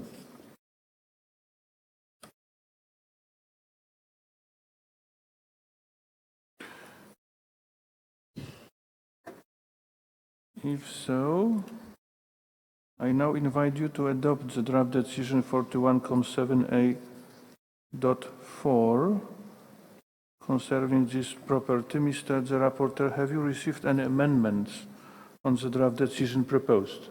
Chairman, we have not received an amendment for this item. No. No. If so, I declare decision 41.7a.4 adopted. And the floor goes back to Mr. Edmond Mukala. We are now discussing point number 5, Comoé National Park. The floor is yours, Mr. Mukala. Merci, Monsieur le Président. Le rapport sur l'état de conservation du parc national de la Comoé a été soumis le 11 novembre 2016 par l'État partie de la Côte d'Ivoire. Ce rapport se trouve dans le document WAC 1741 7A AD, page 10 pour la version française et page 9 pour la version anglaise. Ce rapport a été soumis pour discussion par le Centre du patrimoine mondial et l'UICN afin de noter avec satisfaction les efforts louables déployés par l'État partie dans la mise en œuvre des mesures correctives et de l'état de conservation souhaité. Au regard des résultats des indicateurs, nous pouvons avec exactitude affirmer que l'état de conservation de la faune et de son habitat fait l'objet d'une évolution très positive. En effet, des espèces emblématiques du bien comme l'éléphant et le chimpanzé que l'on croyait avoir disparu se sont régénérés. Les résultats atteints sont très appréciables et dépassent pour certains cas les objectifs initiaux. Il est à noter que l'implication forte et soutenue des communautés locales y a contribué de beaucoup et elle demeure une condition indispensable à la conservation durable du bien.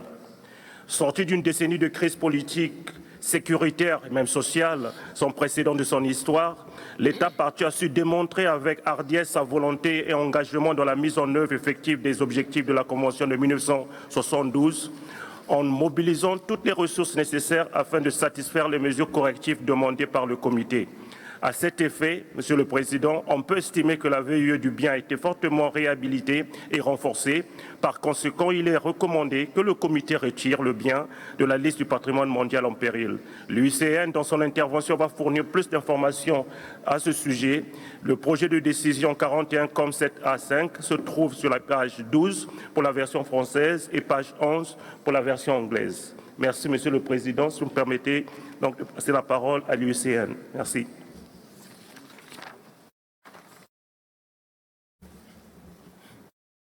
Thank you. So it's time for advisory bodies. IUCN, the floor is yours.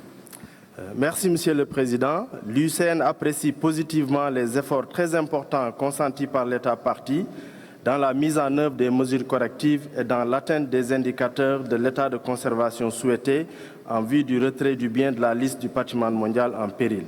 Ces efforts ont notamment permis à des espèces emblématiques comme l'éléphant et le chimpanzé, que l'on croyait disparus, de régénérer.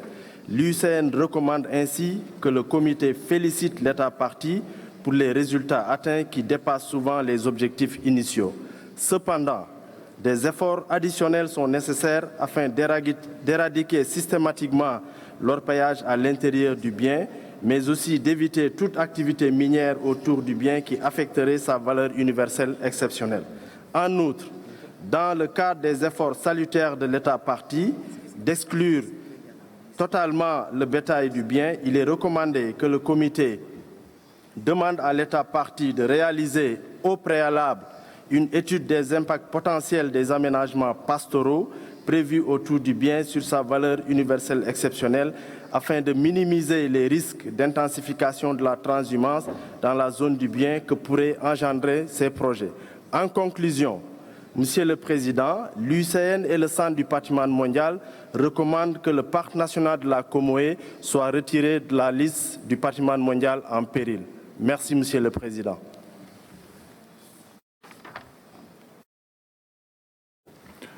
Thank you. The floor goes to Philippines and after that Portugal. Philippines, the floor is... Thank you, Mr. Chairperson. The Philippines congratulates the state party for the delisting of the Comoé National Park from the list of World Heritage in danger. The Philippines commends Cote d'Ivoire for its resolute efforts in complying with the decisions of the World Heritage Committee. We commend the spirit of openness of Cote d'Ivoire to implement the recommendations of the committee and the advisory bodies, in particular the government's leadership in creating awareness and empowering local communities to take action and share responsibility to address challenges to the property to protect its OUV should be praised. This reflects our delegation's view that danger listing can be a catalyst for positive change and strengthen conservation, and thus should not be seen as a sanction, but as a means to improve international and local engagement and support. The participation of local communities is essential to the protection and conservation of World Heritage sites and contributes to sustainable development. We note the effectiveness of numerous surveillance missions in 2016 and the attention of both from the government and the local communities to discourage gold panning in the site and the continuous surveillance in accordance with the 2015-2024 Planning and Management Plan. In this vein, we hope the State Party will continue its efforts in that direction. Thank you, Mr. Chairperson. Thank you, Ambassador. Thank you very much indeed. And now, Portugal. Excellence. Ça fait du bien, Monsieur le Président, de recevoir de temps à autre de bonnes nouvelles. Donc, permettez-moi de féliciter très chaleureusement la Côte d'Ivoire pour ses efforts au cours de la dernière décennie pour la mise en œuvre des 9 indicateurs sur l'état de conservation indispensables pour retirer ce bien de la liste du patrimoine mondial en péril. C'est donc avec une profonde satisfaction que le Portugal se joint à d'autres pour se réjouir de cette évolution si positive concernant ces biens et pour réitérer toutes nos félicitations aux autorités et au peuple ivoirien. Je vous remercie. Thank you. Turkey has the floor. Turkey, the floor is yours. Thank you, Mr. Chairman. Como National Park was inscribed to the World Heritage List in 1983. In 2003, it was put in the danger list, but since then, the state party took all the committee's suggestions, those corrective measures carried out successfully. When we look at the conservation indicators, they met all the conservation indicators. Biologically, they met all the indicators. Management-wise, habitat-wise. So this danger list label actually helping the state party improve the World Heritage property in a better position in terms of conservation. So we'd like to congratulate the state party and also suggest them that there are some few issues they should be taken into consideration in the future, as indicated by the World Heritage Secretariat, that mining, increased livestock ratio, and some pastoral developments. It may be a problem in the future, but overall, I think we appreciate the state efforts to meet all these corrective measures to be met. Thank you for listening. Thank you. Angola. Angola has the floor.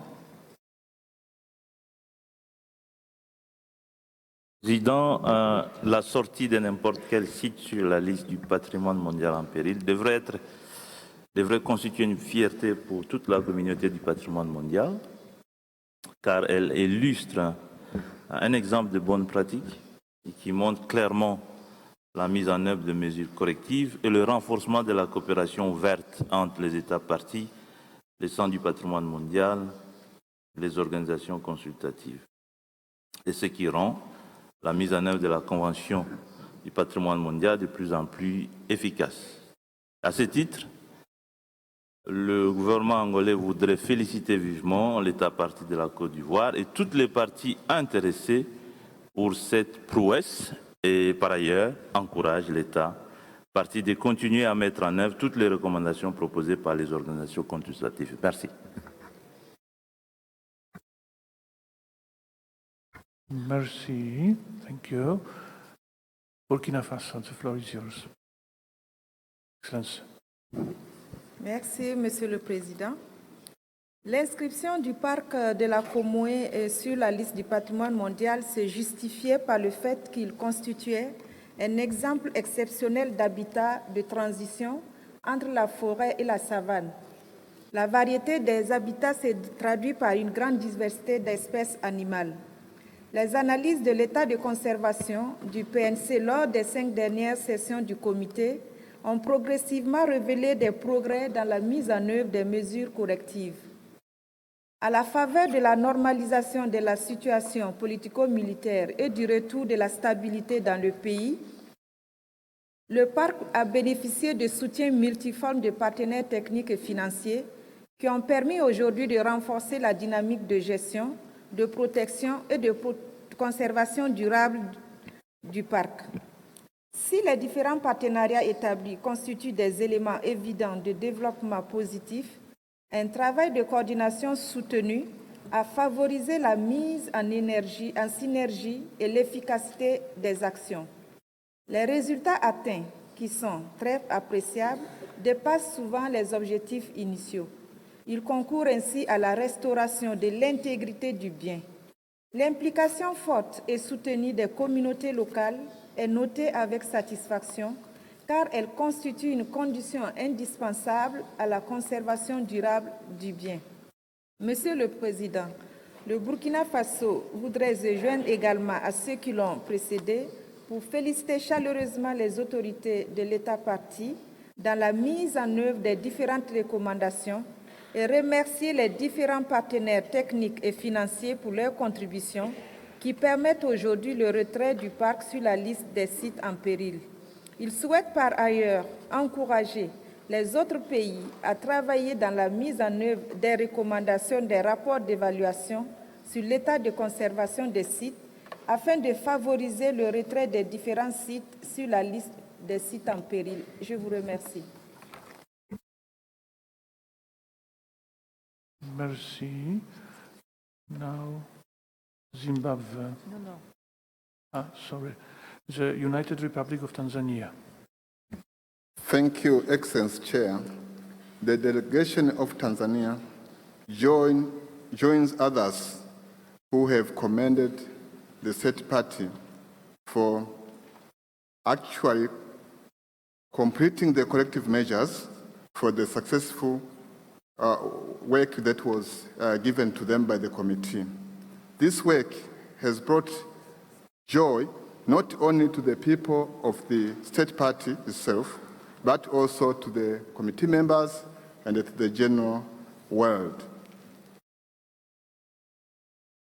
Honorable Chair, the delegation from Tanzania understands that the State Party of Cote d'Ivoire is committed to complete the remaining activities that will actually enhance the conservation of the property. And for that matter, Tanzania congratulates with joy and appreciates their well-done job. Thank you. Thank you. And now Zimbabwe. Zimbabwe has the floor. Excellency. Thank you, Chairperson. Zimbabwe joins the other committee members in commending Cote d'Ivoire for its efforts and for successfully implementing all the recommendations of the committee. And in the process, the State Party improved the relationship between the community and the property, a lesson which we are all striving for when we look at the concept of sustainable development and heritage. We also commend the advisory bodies and the centers for the technical support and the accompaniment that was given to the State Party. We hope we can learn from the lessons of Cote d'Ivoire for other properties that are on the endangered list. We congratulate the State Party of Cote d'Ivoire for the delisting of this property. Thank you. Thank you. And I give the floor to Finland. Finland, the floor is yours. Thank you, Mr. Chair. Since the site was endangered listed in 2003, the State Party has worked resolutely towards safeguarding and improving the state of the OUB. As the other committee members, Finland sincerely congratulates the State Party and international partners involved for all their actions, now resulting in the removal of the site from the endangered list. This is indeed a wonderful achievement. We have especially taken note of the recovery of the property's key species like elephant and chimpanzee. We hope this conservation success story can serve as a positive example for other natural heritage sites in Africa and all over the world that currently are endangered listed. While we praise Cote d'Ivoire for its actions, it is important that the State Party maintains and strengthens its efforts in order to continue this positive development, including addressing the gold panning within the property. Finland warmly supports the drafted decision. Thank you, Mr. Chair. Thank you. And the floor goes to Jamaica. Jamaica, the floor is yours. Thank you, Chair. Jamaica adds its congratulations to the State Party of Cote d'Ivoire for effectively working towards the desired state of conservation for the Comoé National Park.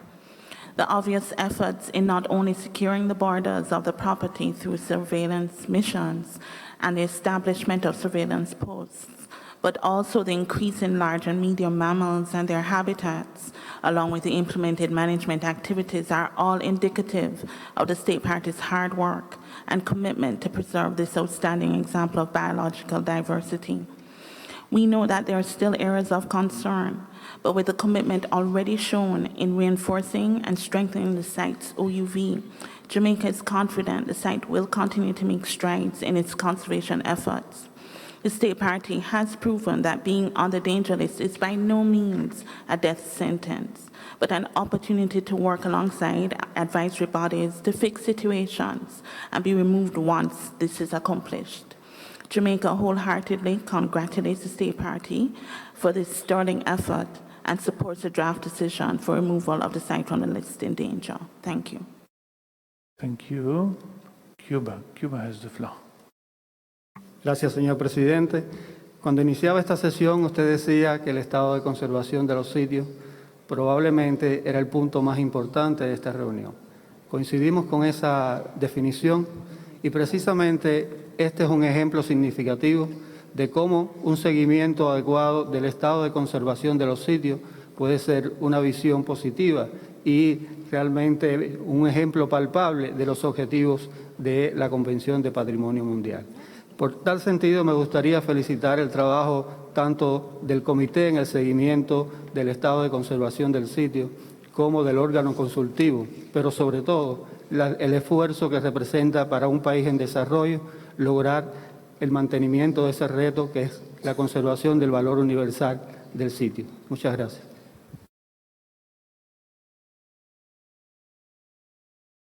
Gracias. Lebanon has the floor. Thank you, Mr. Excellency. Chair. Le nombre important d'interventions soutenant le projet de décision 41 comme 7A.5 montre l'importance de ce parc national de la Comoé inscrit en 1983, donc c'était un des premiers parcs inscrits sur la liste. Nous saluons vivement les efforts des autorités ivoiriennes qui nous donnent une leçon magistrale de détermination et de persévérance qui renforce notre convention. Merci, Monsieur le Président. Thank you, Excellency. The Republic of Korea, the floor is yours. Thank you, Mr. Chair. The Republic of Korea congratulates Cote d'Ivoire on the removal of this property from the danger list. We think this is a wonderful example of how the danger listing can operate as a positive input in the conservation of properties. Notwithstanding the excellent achievements, rehabilitation of natural values, we would like to highlight the strong and sustained involvement of local communities, standing out as one of the most important factors that has assured such success in conservation. This shows how important people-centered approaches are in maintaining sustainable conservation and securing improvements in our heritage sites. We hope that the recommendations made by the advisory bodies are well respected and followed up. Once again, we highly commend the efforts of Cote d'Ivoire and join with other members of our World Heritage community in this happy occasion. Thank you. Thank you. And finally, Croatia. Croatia, the floor is yours. Thank you. Let me say that committee's decision to remove the Comoé National Park from the list of World Heritage in danger is understandable and justified. Therefore, Croatia welcomes the obtained inventories of large fauna and sizable stable populations of elephants and chimpanzee, expressing the strong hope that the state party is going to find a way to deal also with additional threats such as gold panning. We are confident that the state party will manage to assure the ban on the activity inside and monitor its development around the property. Having said all that, we fully support the committee's decision. Thank you. Thank you.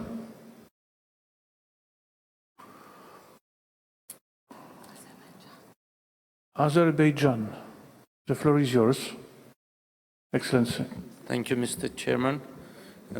Azerbaijan would like to join the previous speakers in commending the efforts of the state party for the implementation of the corrective measures, and we would like also to welcome the efforts, the state parties, the commitment as well to assess the potential impacts of the mining projects.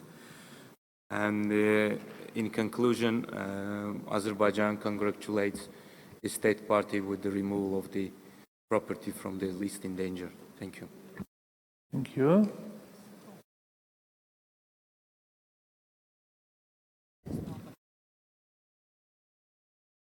So let me please go ahead, if I may say so, inviting you to adopt the draft decision 41-7A.5 concerning this property. Mr. the Rapporteur, have you received any amendments on the draft decision proposed? Thank you, Chairman. No, we have not received an amendment on this item. Thank you. If so, I declare decision 41-7A.5 adopted.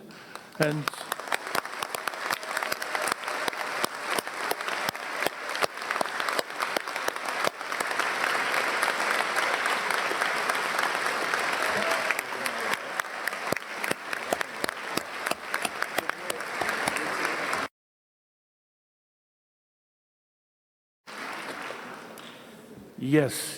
Yes. I would like to congratulate Cote d'Ivoire. It is the real effort, and I wonder if the minister wishes to take the floor and use 10 minutes to address us. 2 minutes.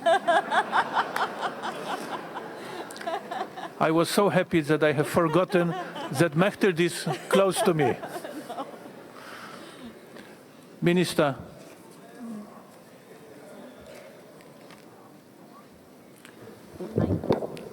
Merci, Monsieur le Président. Oui, je souhaite m'exprimer. Mesdames et Messieurs, distingués membres du comité, chers participants, au moment où je prends la parole au nom du gouvernement de Côte d'Ivoire, je voudrais adresser ma profonde gratitude aux autorités de la République de Pologne pour l'accueil réservé à notre délégation et pour les bonnes conditions de travail de la présente session du Comité du patrimoine mondial.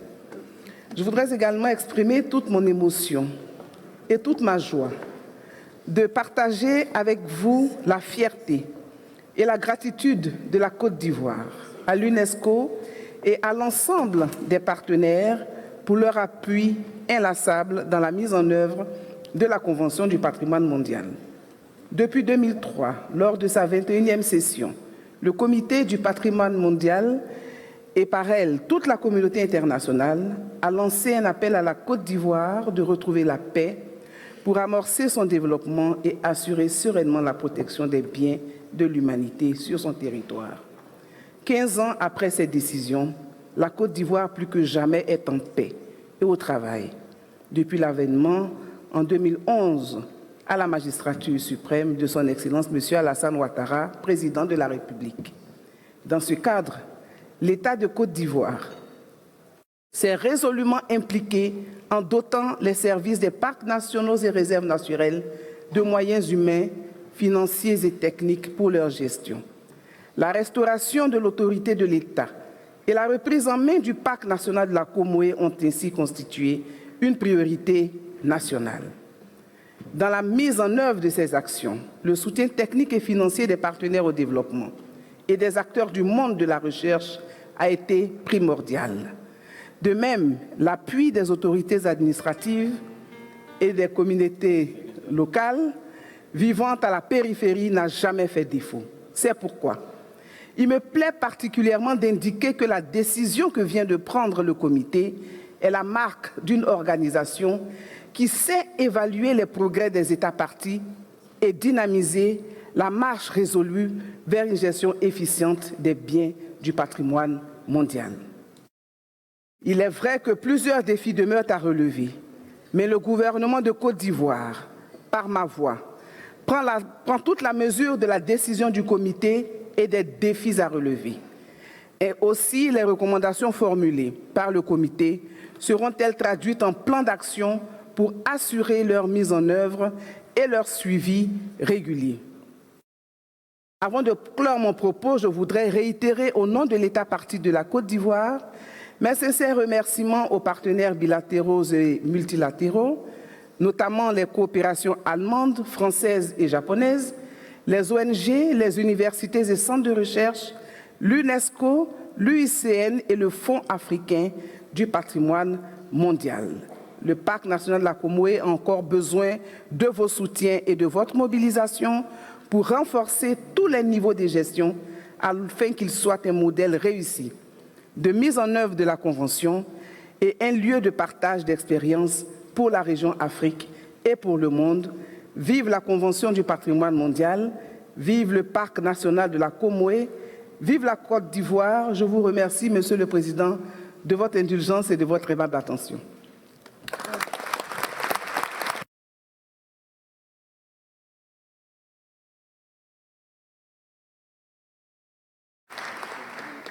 Madame la Ministre, merci beaucoup.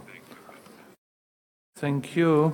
You just proved that the removal from the list of World Heritage in danger is not just a theory. And now we can move on, and the floor goes back to Mr. Edmond Mukala. We have now Kahuzi Biega National Park, Democratic Republic of the Congo, number 8. The floor is yours. Merci, Monsieur le Président. Le rapport sur l'état de conservation du parc national de Kahuzi-Biega a été soumis par l'État partie le 13 février 2017. Ce rapport se trouve dans le document WAC 1741-COM 7A-AD, page 13 pour la version française et page 12 pour la version anglaise. Ce rapport a été soumis pour discussion par le Centre du patrimoine mondial et l'UICN. En effet, une mission conjointe de suivi réactif du Centre du patrimoine mondial et l'UICN s'est rendue dans le bien du 24 avril au 3 mai 2017. La mission a noté une nette amélioration dans les efforts de surveillance qui ont permis de couvrir environ 52% du bien grâce à l'augmentation des effectifs de l'ICCN et au déploiement de gardes dans toutes les stations du bien.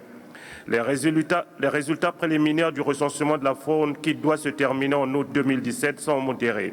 Les éléphants sont quasi absents en basse altitude, tandis que les gorilles situés en haute altitude sont stables, voire en augmentation, et que la population de chimpanzés est stable dans les zones visitées. Bien que la plupart des mines artisanales à l'intérieur du bien aient été fermées, la mission a eu accès à des informations indiquant que des mines sont opérationnelles en périphérie du bien et qu'elles sont également une menace pour la faune. Le projet de décision 41-COM 7A-8 se trouve sur la page 16 pour la version française et la page 14 pour la version anglaise. Et pour plus de détails, Monsieur le Président, vous permettez que je passe la parole donc à l'UICN pour apporter plus d'informations à ce sujet. Merci.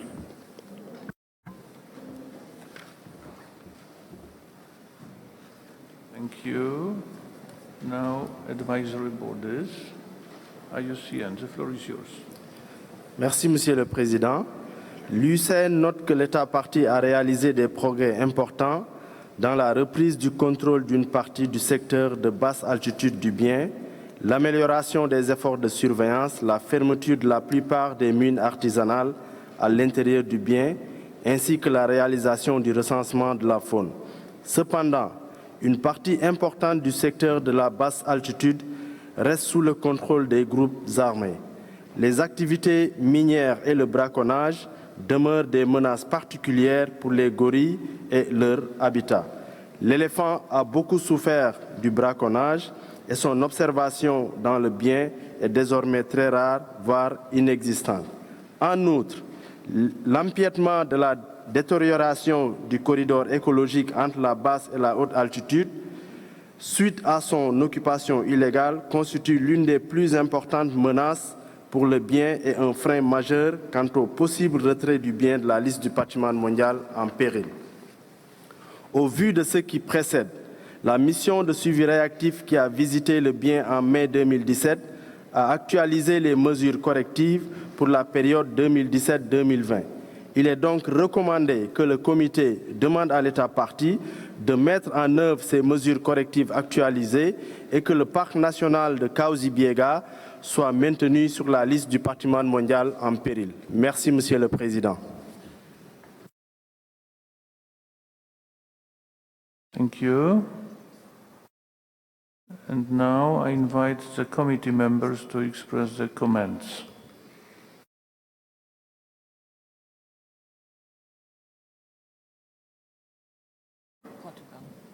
Portugal has the floor. Excellency. Merci, Monsieur le Président. Nous nous trouvons malheureusement encore une fois devant une propriété lourdement affectée par la guerre et les déprédations. Dans ce cadre, qui est un cadre d'une situation sécuritaire très instable et dangereuse, nous comprenons qu'il soit très difficile à l'État partie de mettre en œuvre les mesures minimales adéquates pour faire face aux différents défis qui menacent les biens inscrits à la liste du patrimoine mondial. Et je me réfère en fait à ce bien et à celui qui le suivra, le Okapi Wildlife Reserve, puisque mes commentaires s'appliquent aux deux. Il est néanmoins nécessaire que des moyens puissent être mis en place afin de sécuriser les sites du patrimoine mondial et leurs alentours. Certains ont déjà été faits et nous en félicitons les parties, mais davantage doit être encore entrepris. Nous savons que tous ces efforts ont un prix et bien trop souvent un prix en vie humaine. Nos condoléances vont aux familles de ceux qui sont morts dans l'exercice de leurs devoirs et de la protection de notre patrimoine commun. Pour ce qui est en particulier du parc national Kaouzi-Biega, il est indispensable que la RDC demande l'assistance internationale du Fonds du patrimoine mondial afin de quantifier les indicateurs biologiques en vue du retrait du bien de la liste du patrimoine mondial en danger. Je vous remercie, Monsieur le Président.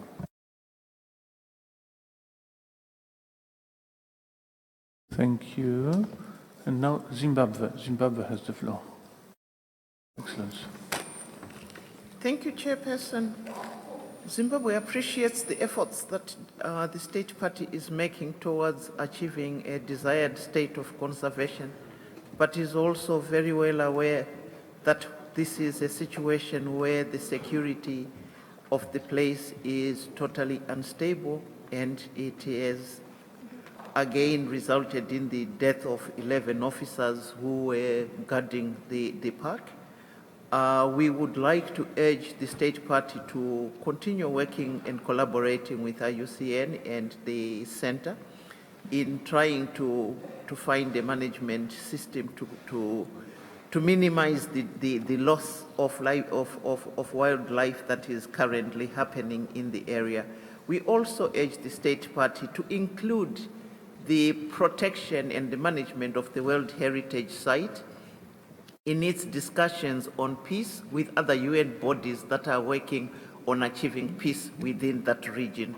We urge that the issue of World Heritage be included under these discussions. Thank you. Thank you, Ambassador. And now the floor goes to Angola. Excellency, the floor is yours. Merci, Monsieur le Président. Une fois de plus, nous sommes devant une situation d'insécurité.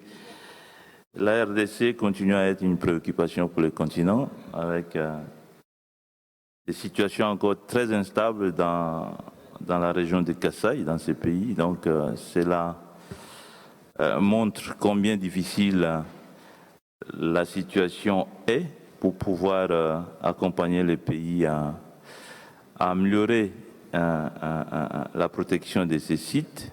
Mais toutefois, l'Angola continue donc d'encourager l'État partie de travailler avec les centres du patrimoine mondial et les organisations consultatives dans le sens de continuer à mettre en œuvre donc des mesures correctives qui sont proposées et voir dans les jours à venir la sortie de ces biens donc de la liste du patrimoine mondial en péril. Donc c'est une situation qui préoccupe l'Angola et les continents africains. Donc c'est à cet égard que nous demandons encore une fois de plus aux centres et aux organisations consultatives de pouvoir accompagner de manière particulière ces pays qui traversent des moments très difficiles actuellement. Je vous remercie.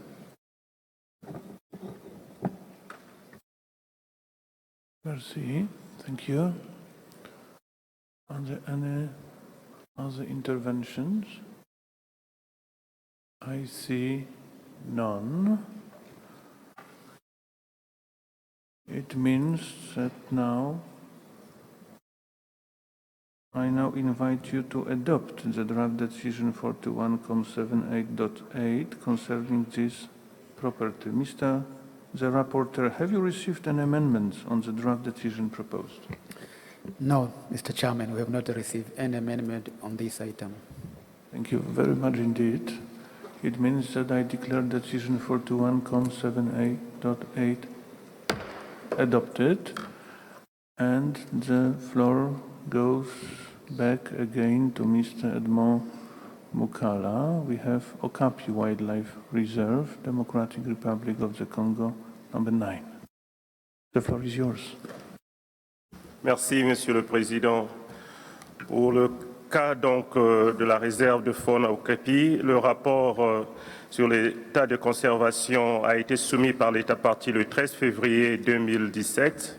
Ce rapport se trouve dans le document WAC 1741 7A, page 19 pour la version française et page 18 pour la version anglaise.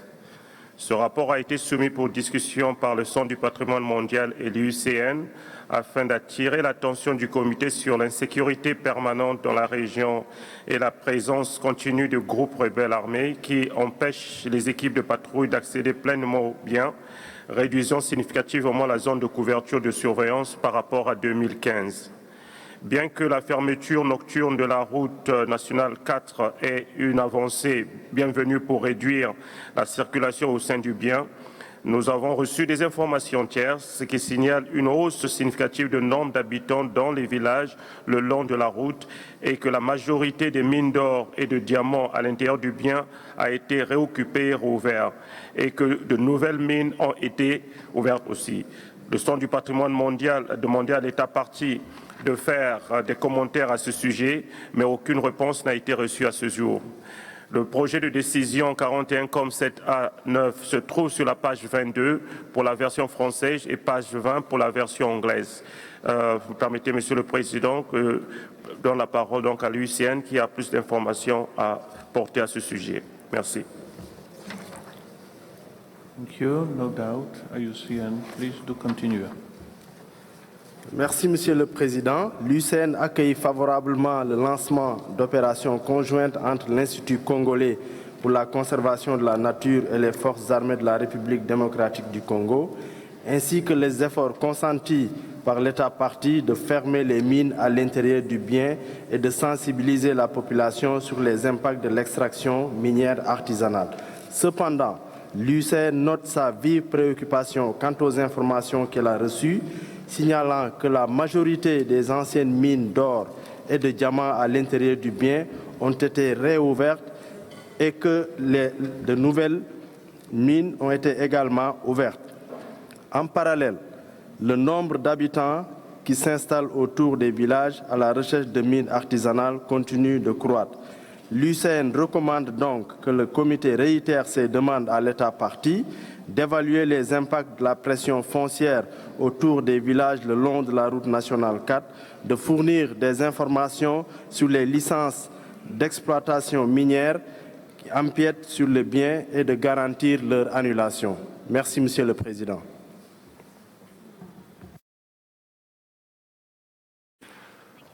Merci. Thank you. And now I invite the committee members to express the comments.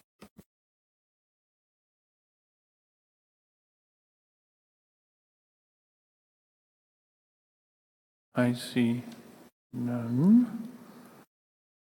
Thank you very much. I now invite you to adopt the draft decision 41.7a.9 concerning this property. Mr. the Rapporteur, have you received any amendments on the draft decision proposed? No, Mr. Chairman, we have not received any amendment on this item. If so, our situation is clear. I declare decision 41.7a.9 adopted. And now we are entering the discussion proposed by Angola. Bamiyan National Park, which means that now I would like to give the floor to the delegation of the Angola to present to the committee the reason why it requested to open the state of conservation report on the Bamiyan National Park in Ethiopia. The floor is yours, Angola. Thank you, Mr. Chairman. The reason that we've requested this issue to be opened is we've assessed the reports by the advisory bodies and also additional information from the state party. And we really would like to get some more clarity on this issue, because even the report from the mission that was held this year has commended the work that has been done by the state party to address the major issues. We do understand that there are still some aspects that need to be addressed, particularly with relation to implementation. We've recognized that there is a general management plan which is good, but there is still a weak implementation. There is also the issue of the boundaries that need to be redefined. Some redemarcation has been done, some new laws have been approved, and we really would like to understand if it's really the issue of implementation, which is on the basis of the recommendation to retain this site on the endangered list. So we would like to get some more clarity, especially from IUCN, if they could provide backup information on this, especially in light with the new information that has been provided by the state party. And if you, Mr. Chairperson, allow also the state party to be given a chance to provide some updated information on this issue. Thank you. Thank you. It would be possible just on a specific question. I would like to invite Mr. Mukala and later on IUCN to respond to this very comment. Mr. Mukala, the floor is yours. Thank you, Chairperson. The World Heritage Center considers that it is important to acknowledge that the state party has made considerable progress in responding to committee requests and towards meeting the desired state of conservation for the removal of the property from the list of World Heritage in danger. An IUCN reactive monitoring mission visited the property in April 2017, to which IUCN will report on. While noting that the committee welcomed the completion of the grazing pressure reduction strategy in 2016, the World Heritage Center pays particular attention to the mission recommendation to carry out an additional situation analysis in livestock grazing in the property and to revise the strategy accordingly. Such work will contribute to clarifying the management responses to address overgrazing and to enable an understanding of the livelihood needs for the local community more profoundly. It should be noted that the World Heritage Center and IUCN and the state party has been carefully discussing the outcomes of the reactive monitoring mission. These exchanges have, including a meeting that took place on Monday, 3rd of July. The World Heritage Center and IUCN are committed to assist the state party in implementing the recommendation of the mission in order to meet the last and outstanding indicator that will demonstrate the property's readiness to be removed from the list in danger, which is intangible reach. So if you will allow, I will let the IUCN to give further explanations and details, as they were the one who conducted that mission. Thank you, Mr. Chair. Thank you. IUCN, the floor is yours. So thank you, Chair. So just to respond to the question or clarification from Angola. So firstly, the mission that was undertaken was a recent one, just undertaken in April. In fact, Mr. Jaeger, who's with us in the delegation, coincidentally was the mission specialist who was there. So we're in a position to also comment if there is new information or matters of detail. It will be helpful if there's new information to be clear on which points there's new information. And in terms of the framework, as we've just considered with the case of Comaway, what we're always looking to is the desired state of conservation that has been set by the committee and whether all of the requirements of that have been met. So just to cover the key points of this as it's being presented. So firstly, as Mr. Makala has noted, there is progress on the corrective measures, and I think that is to be commended. And in terms of the requirements for the desired state of conservation for removal, most of those, but not all, have been achieved. And with further work, we consider that it should be possible to move to complete the remaining requirements, moving ahead from the committee decision this year. The key issue that has been noted is the need for significant further efforts to address the question of grazing in the property, which would build on the first steps that are currently undertaken. It needs to be acknowledged that livestock grazing represents one of the most important means for local communities to meet their daily needs, and so it's clear that the reality of grazing will be something that's present in the property and its immediate surroundings. And so what's essential is that beyond the current efforts to reduce grazing pressure, there is a clear, realistic and funded plan to achieve that in a way which achieves levels that do not impact on the outstanding universal value of the site. In that regard, what's being proposed through the decision and the mission report is to adopt a different part of the desired state of conservation, because the current way that is worded in our judgment is unrealistic in terms of the potential for implementation. It's not capable to be implemented without a more adapted desired state of conservation being proposed, which is more realistic for the state party to engage in and also better reflects the relationship with communities. Mr. Chair, I think the other key aspect of the issue is the committee's past request for the state party to submit a proposed boundary modification of the property to align it with the revised boundaries of the Bamiyan Mountains National Park. So that would need to be a submission that was made in the procedure that the committee will consider later on in its agenda in the form of a new nomination. The national park has been enlarged to 3 times its original size, and so this would be a significant boundary modification in line with the operational guidelines, paragraph 164. And we think this is a request which has been made a number of times by the committee that provides the best possible opportunity to the state party to compile the information that's now needed to revise the general management plan, integrate the issue of grazing management that I've just mentioned, and enable the state party to fully achieve this last aspect of the desired state of conservation. So as we are, I think we're making significant progress, but we're not yet at the point where all of the requirements are fully in place to consider that everything that needs to be addressed in terms of the danger listing has been achieved. And the very recent reactive monitoring mission, I think, has given us a very sound way to discuss this issue and present it for the committee's consideration. Thank you, Chair. Thank you. And now invite the committee members to express their comments.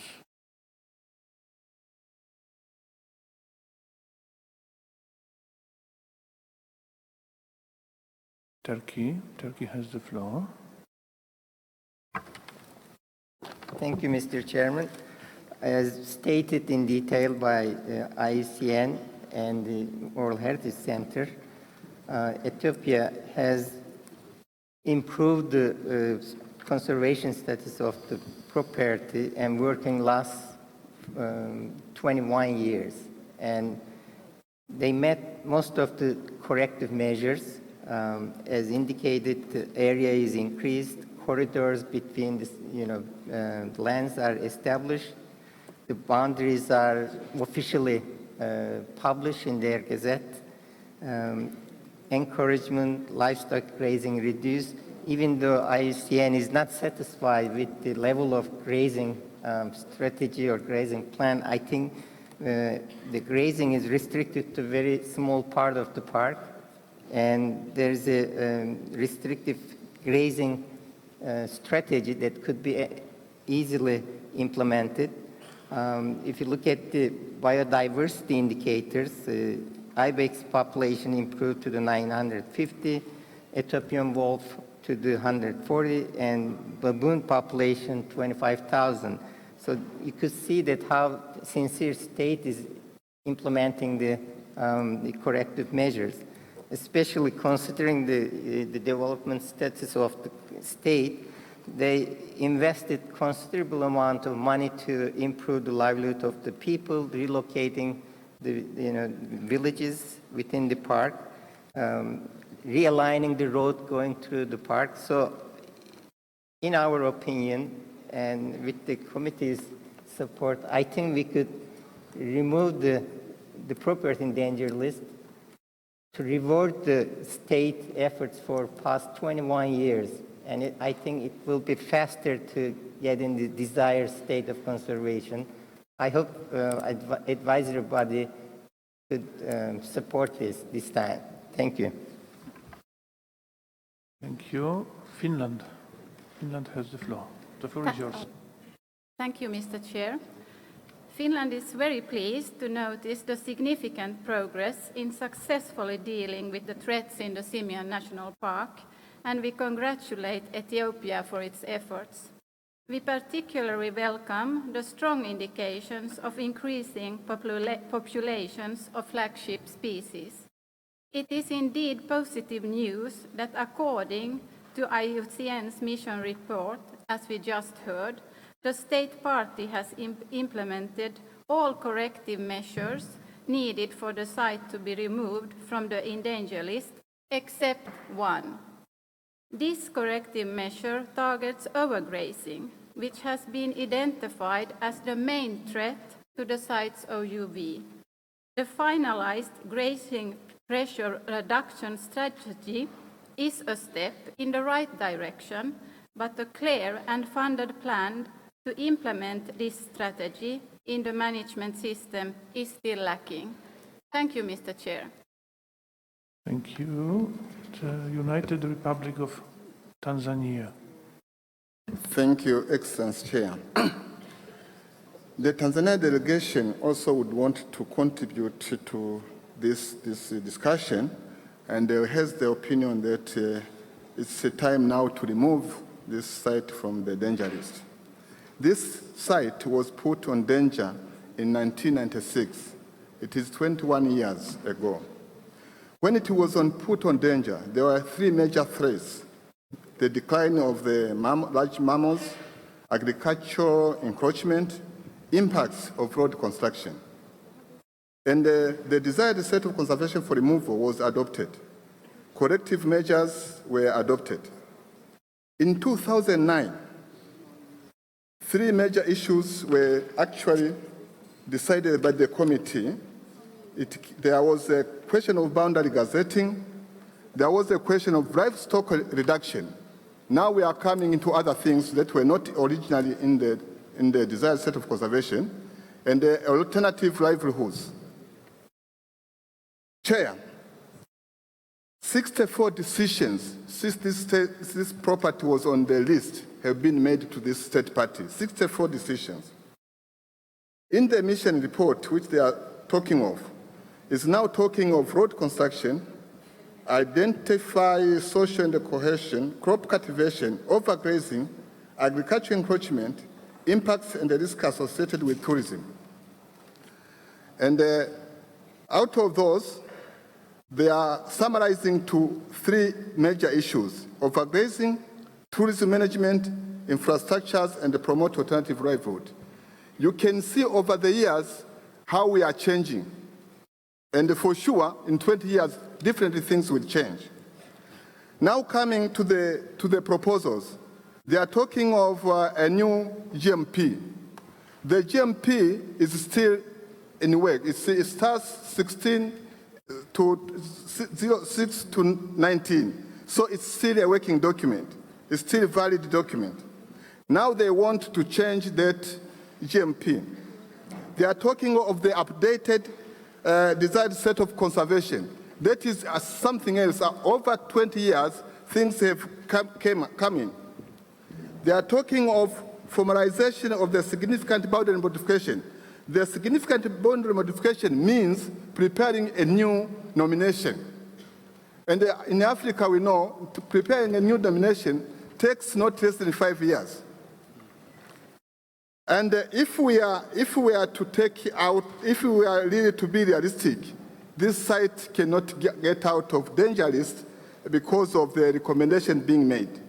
We have put up a revised decision.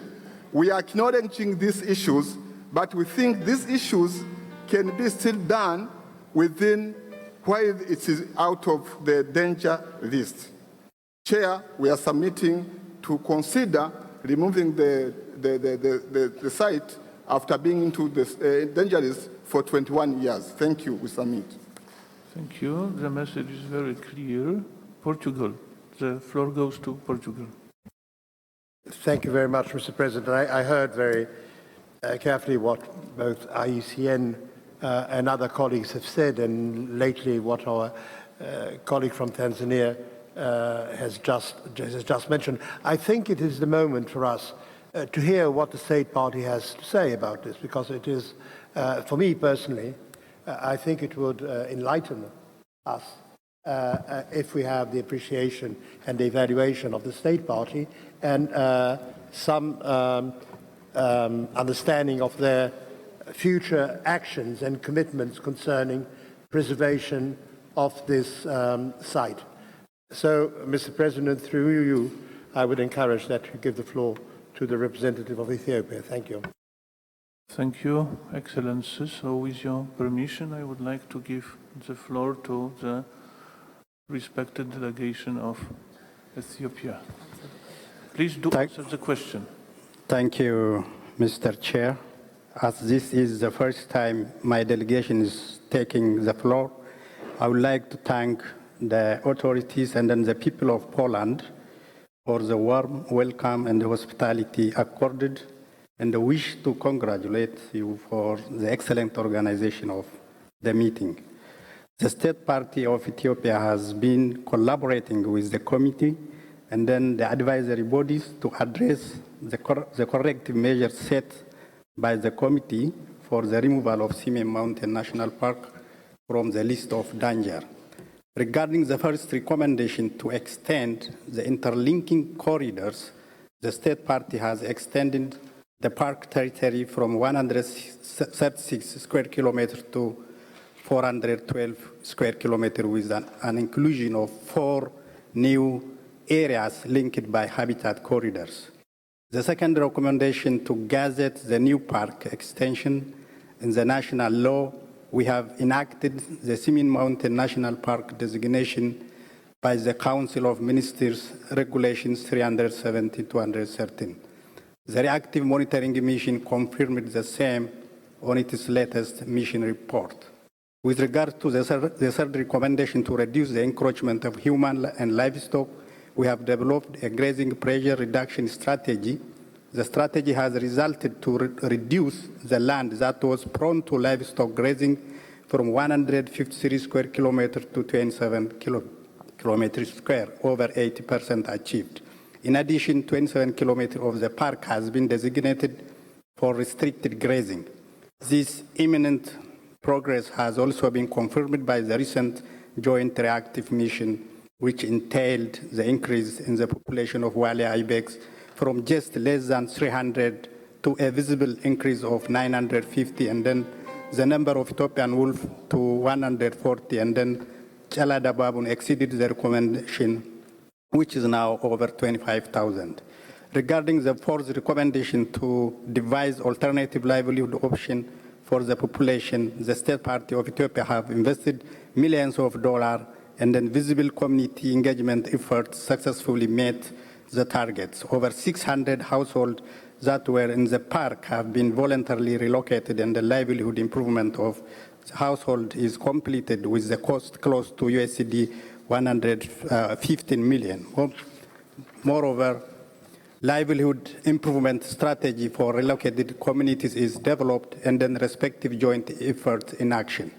Other complementary measures on road realignment to take its route out of the national park has been implemented with an additional cost of over USD 12 million. The State Party of Ethiopia would like to respectfully request the committee to note all the recommendations have been met, and then therefore consider the removal of Simien Mountain National Park World Heritage Site from the list of endangered sites. The State Party had allocated its scarce resource and then worked in close collaboration with UNESCO and other international partners to implement the decision of the committee and then attain recommendation for preservation.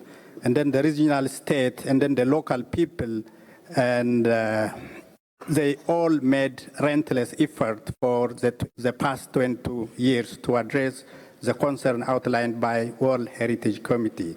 Removing the property from the endangered list will convey appreciation and then commandment to the local community to further boost their effort toward the sustainable conservation of the property. Thank you, Mr. Chair. Thank you. And now we come back to our discussion. We have Zimbabwe, Kuwait, and Cuba.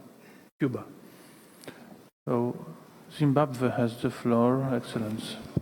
Thank you, Chairperson. Chairperson, by its own admission, the Secretariat and the IUCN recognize that the State Party has responded to the requests and the recommendations of the committee. And they note the reduced threat to endangered species that has resulted in the management and all the steps that have been put in place, including policy and legal steps to protect the property. The main outstanding issue is still the issue of the boundary, which, according to the colleague from Tanzania, who I agree with totally, requires a new nomination to be made in order for the boundary adjustment to be formalized. I therefore would like to join the recommendation by Tanzania and also the State Party for the removal of this property from the endangered list. Thank you. And the floor goes to Kuwait now. Kuwait, the floor is yours. Thank you, Mr. Chairperson.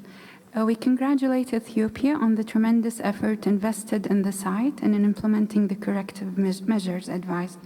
Having listened to the statement given by Ethiopia and considering the positive impact that removing the site from the danger list would have on the local community, who showed serious commitment towards the World Heritage status of the site and who are the caretakers of the site for generations to come.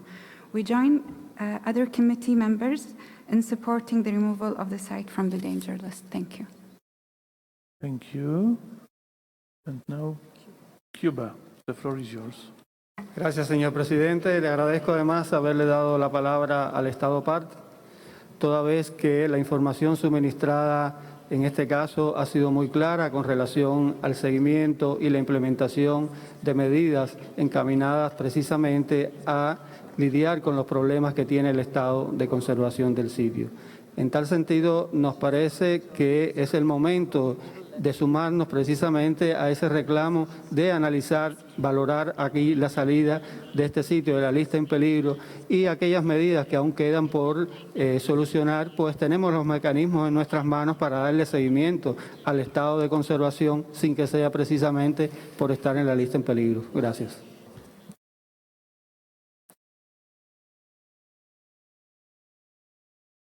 Gracias. Azerbaijan, the floor is yours. Thank you, Mr. Chair. Thank you to the delegation of the Ethiopian for large and information about the activities which done during the last years. We strongly support the Ethiopian efforts and other member states, committee members about the proposals. It is great that we see that starting of the beginning of process of implementation management program, tourism program, and etc. on this specific area. Also, it is about the biodiversity indicators. It is good to see that there are good progress of increasing valuable species such as Ethiopian wolf. In conclusion, we would like to support other committee members about this and removing this site from the list. Thank you, Mr. Chair. You, Burkina Faso. Excellence. Merci, Monsieur le Président. Ma délégation voudrait exprimer également son appréciation à l'État partie pour les efforts qu'ils ont fournis dans la mise en œuvre des mesures correctives. Nous nous associons également aux positions qui ont été exprimées par les membres du comité en faveur du retrait du bien sur la liste du patrimoine mondial parce que nous pensons que ce serait une manière d'encourager l'État partie dans ses efforts qu'il a fournis, mais aussi de maintenir cette volonté de poursuivre la mise en œuvre de cette décision du comité relativement au plan du pâturage. Je vous remercie. Merci. Thank you very much. Peru. The floor goes to Peru. The floor is yours. Muchas gracias, señor presidente. Nosotros valoramos enormemente el informe presentado por la UISN. Consideramos que importante el apoyo y la información técnica que nos ha brindado. Asimismo, valoramos enormemente que el Estado parte, en este caso Etiopía, haya tenido la oportunidad de expresar una vez más y manifestar los avances que ha realizado y que ha puesto en marcha para la preservación y protección del Parque Nacional Simién, que en su momento también UISN reconoce. Asimismo, valoramos que estos compromisos no solo quedan hasta este momento, sino que el gobierno y el Estado de Etiopía manifiesta abiertamente estar comprometido para aumentar el nivel de preservación y protección de este sitio. En tal sentido, nos sumamos a las voces que consideran que sería importante como un mecanismo para alentar al Estado parte a aumentar sus compromisos, la posibilidad de retirar al Parque Nacional Simién de la lista en peligro. Muchas gracias. Gracias. Now, Portugal again. Excellency, the floor is yours. Merci, Monsieur le Président, et pardonnez-moi de revenir, mais en effet, les paroles du représentant de l'Éthiopie étaient, comme je m'attendais, extrêmement utiles et clarificateurs. Donc, je crois que nous sommes devant une situation où, d'une part, il y a quand même des progrès significatifs qui ont été faits, et de l'autre part, il y a un engagement de l'État partie à préserver et à améliorer les conditions de préservation de ce parc. Donc, et en tenant compte en plus de la valeur supplémentaire de retirer un bien de la liste en danger en termes d'encouragement à tout ce type d'efforts, je me rallierai à tous ceux qui ont défendu la sortie de ces biens de la liste en danger. Et je vous remercie. Merci. Thank you. And Croatia. Croatia has the floor. Thank you. Having heard all the comments by the delegates, and especially words and explanations by our Ethiopian colleague, yes, indeed, it's been very helpful to clear the situation, and therefore we can only congratulate to the Ethiopian government for all the corrective measures that have been taken and implemented in protecting the said property, and consequently we join to all of those so far who have expressed this support to remove the national park from the list of World Heritage in danger. Thank you. Thank you. It is quite clear that vast majority of the respected state parties, committee members, is for a removal. So let's have a look at the decision. The rapporteur has the floor. The floor is yours. Yes, Chairman, we have amendment from esteemed delegate from Tanzania. I think you see the draft decision. This decision originally has 13 paragraphs. What the Tanzanian propose first is to change the order of paragraphs. So we have paragraph 4, paragraph 5, and paragraph 6 has been changed in order. It will become paragraph 9, 10, and 11. We'll see it later. So the paragraph 7, Mr. Chairman, which used to be 7, now become paragraph 4. They also change in this paragraph. There's new addition of a first and phase. I'll read it. Not the increase in Walia ibex and Ethiopian wolf population, and encourage the state party. The word further request has been deleted. Encourage the state party to develop clear and agreed monitoring protocol for the population of Walia ibex, Ethiopian wolf, and Gilada. The paragraph number 8 now has become paragraph number 5, new 5. This paragraph had two parts. The first part has been kept as it is with new addition. The second part has been deleted. I'll read the first part. Take note that the voluntary location of Gish community has been completed, and the establishment of alternative livelihood option is underway. So the second part has been deleted. The paragraph number 9 now has become new paragraph number 6. You can see in this paragraph, Mr. Chairman, there is slightly modification, only words. The second part of which we started with any request, moreover. So they propose to start and more request. It's just changes of word, but there was no modification. Paragraph number 10 now become paragraph number 7. In this paragraph, Mr. Chairman, there was no any kind of modification. The original paragraph number 11 now become number 8. And in this one, the first part has been modified. The United Republic of Tanzania proposed to delete the first part and to start the paragraph with taking notes of the location of the proposed eco-lodge development inside the park, and request state party. The word undertake is deleted. Request state party to submit the environmental impact assessment, including a thorough assessment of potential impact of outstanding universal value of the property, in line with IUCN World Heritage Advice Note on environmental assessment. They delete and submit this environmental impact assessment. So you start with note on environmental impact assessment to the World Heritage Center for review. There was also slight deletion before any decision made. So for review in accordance with paragraph 170 of Operation Guideline. Now, the original paragraph number 4, Mr. Chairman, become paragraph number 9 with no modification. And paragraph number 5 become new paragraph number 10 with slight modification, especially the first part.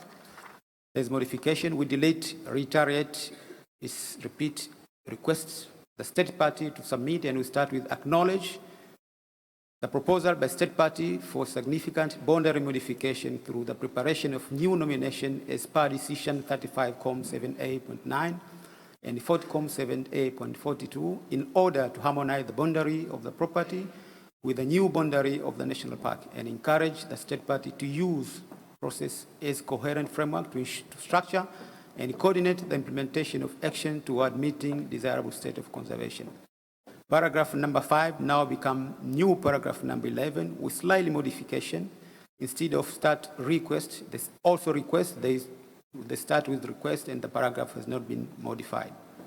Paragraph number 12, it stay in its order. It used to be number 12 at the original draft, now it's number 12 with no modification.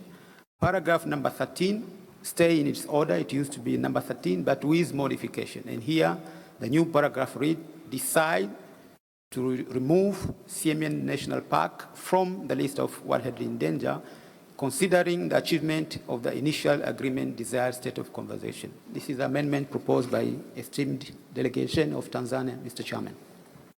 Thank you, Mr. Rapporteur. I really appreciate your skills. It is first time such a challenge here during this very session. The respected delegation of Finland wishes to get the floor. The floor is yours. Thank you, Mr. Chair.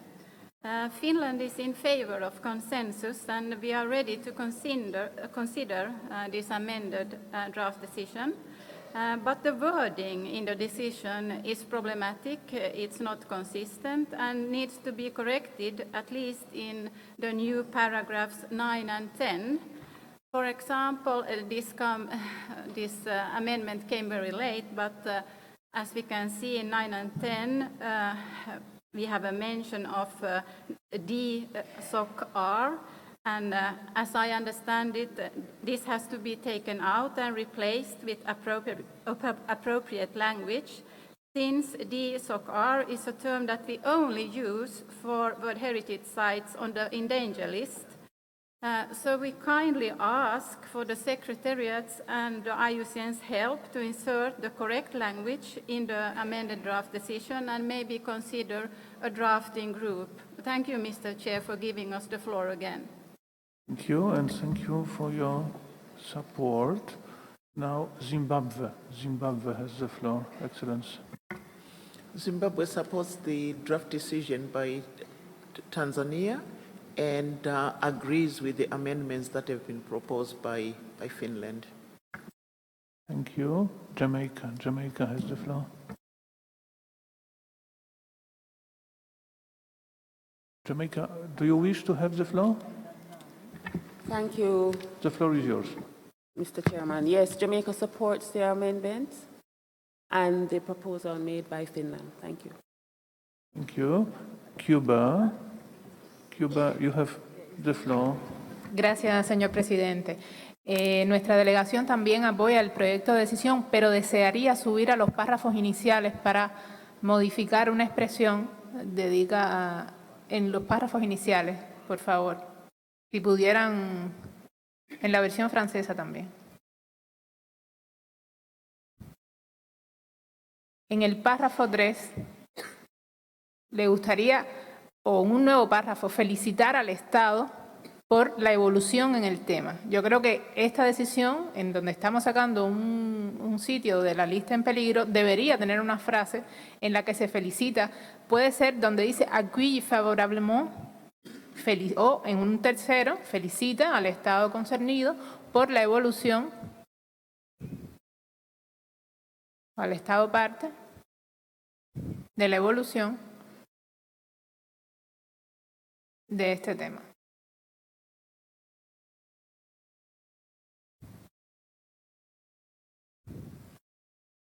Muchas gracias. Gracias. Turkey. Turkey has the floor. Thank you, Mr. Chairman. With the revision of the amendments submitted by Tanzania are supported by Turkey, I think it's appropriate to put the congratulation phrase as suggests Cuba is very useful. As I indicated in my previous talk, that encouragement of the state party is an important issue in this process. So we accept the amendment.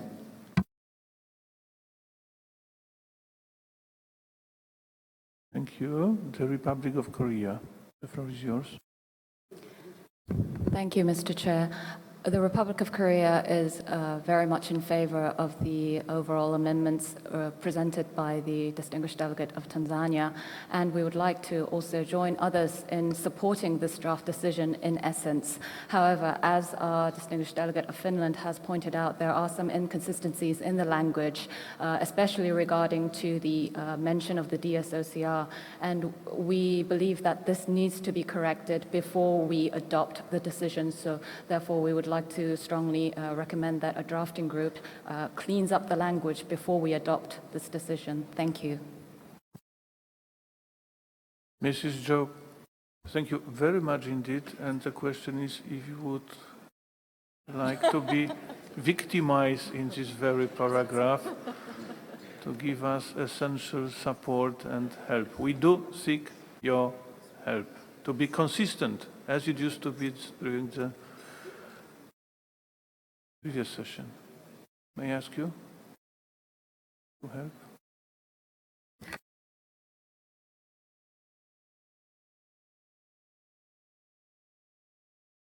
I wonder who would join the drafting group. Excellency, Portugal has the floor. Thank you very much, Mr. President. No, I fully agree. I don't have any problem with the philosophy of the decision, but I do think that it's a very complex decision. It needs some redrafting exercise. So I fully agree with those that suggested a small drafting group.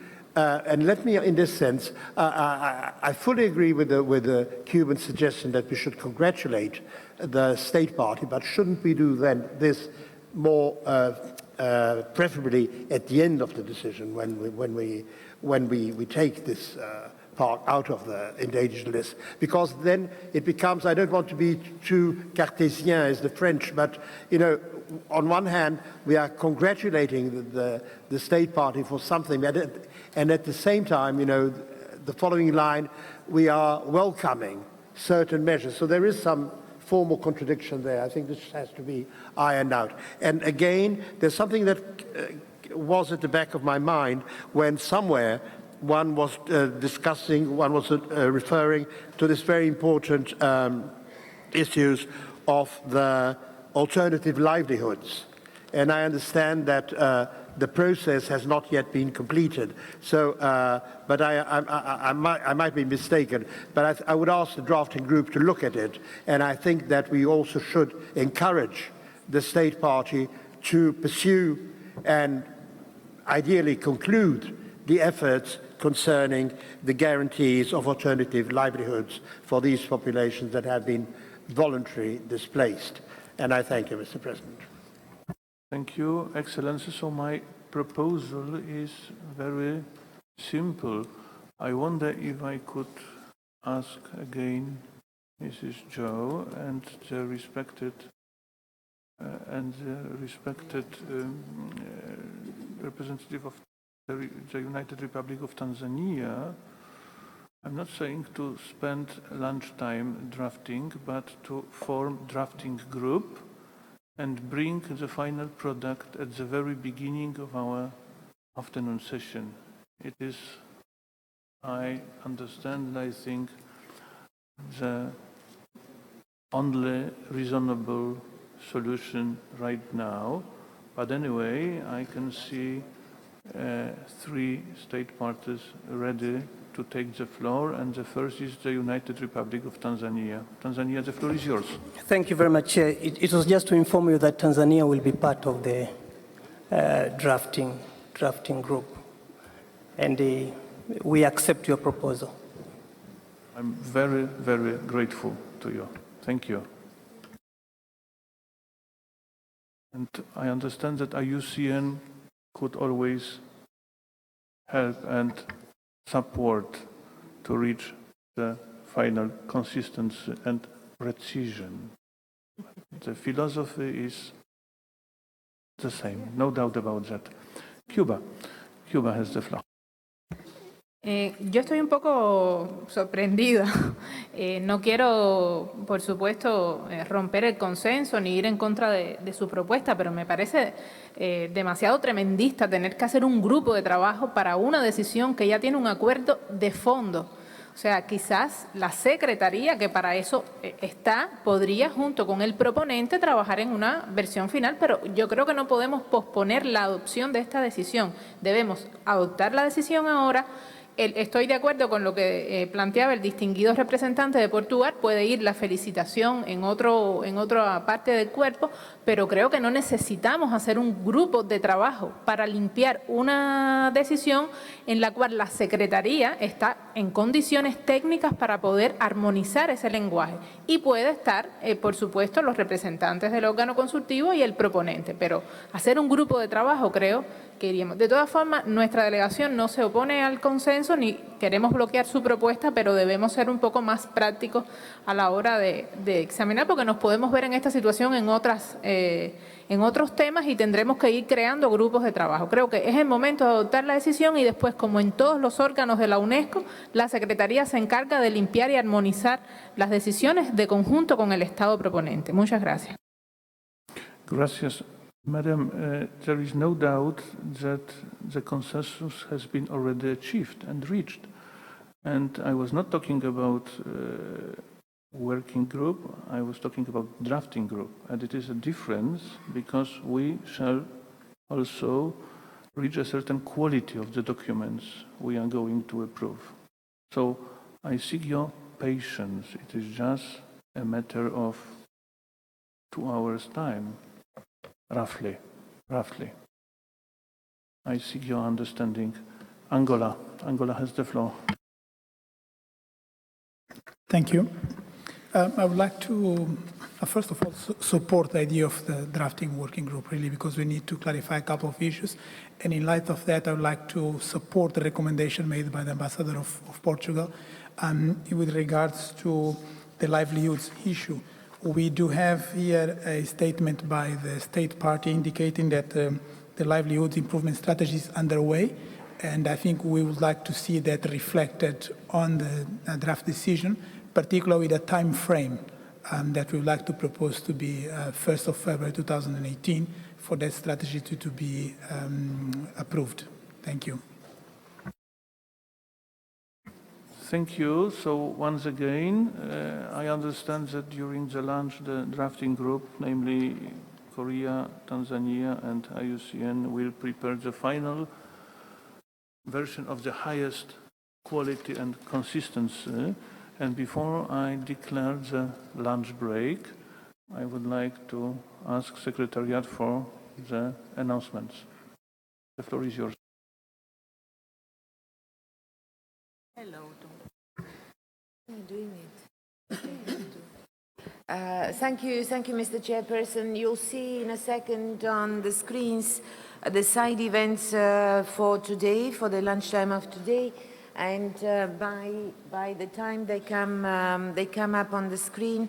Let me just mention there is a coral bleaching in the World Heritage Marine Sites event organized by the World Heritage Center in the Chamber Hall at 1 o'clock and 1:10 in the advisory body's side event space.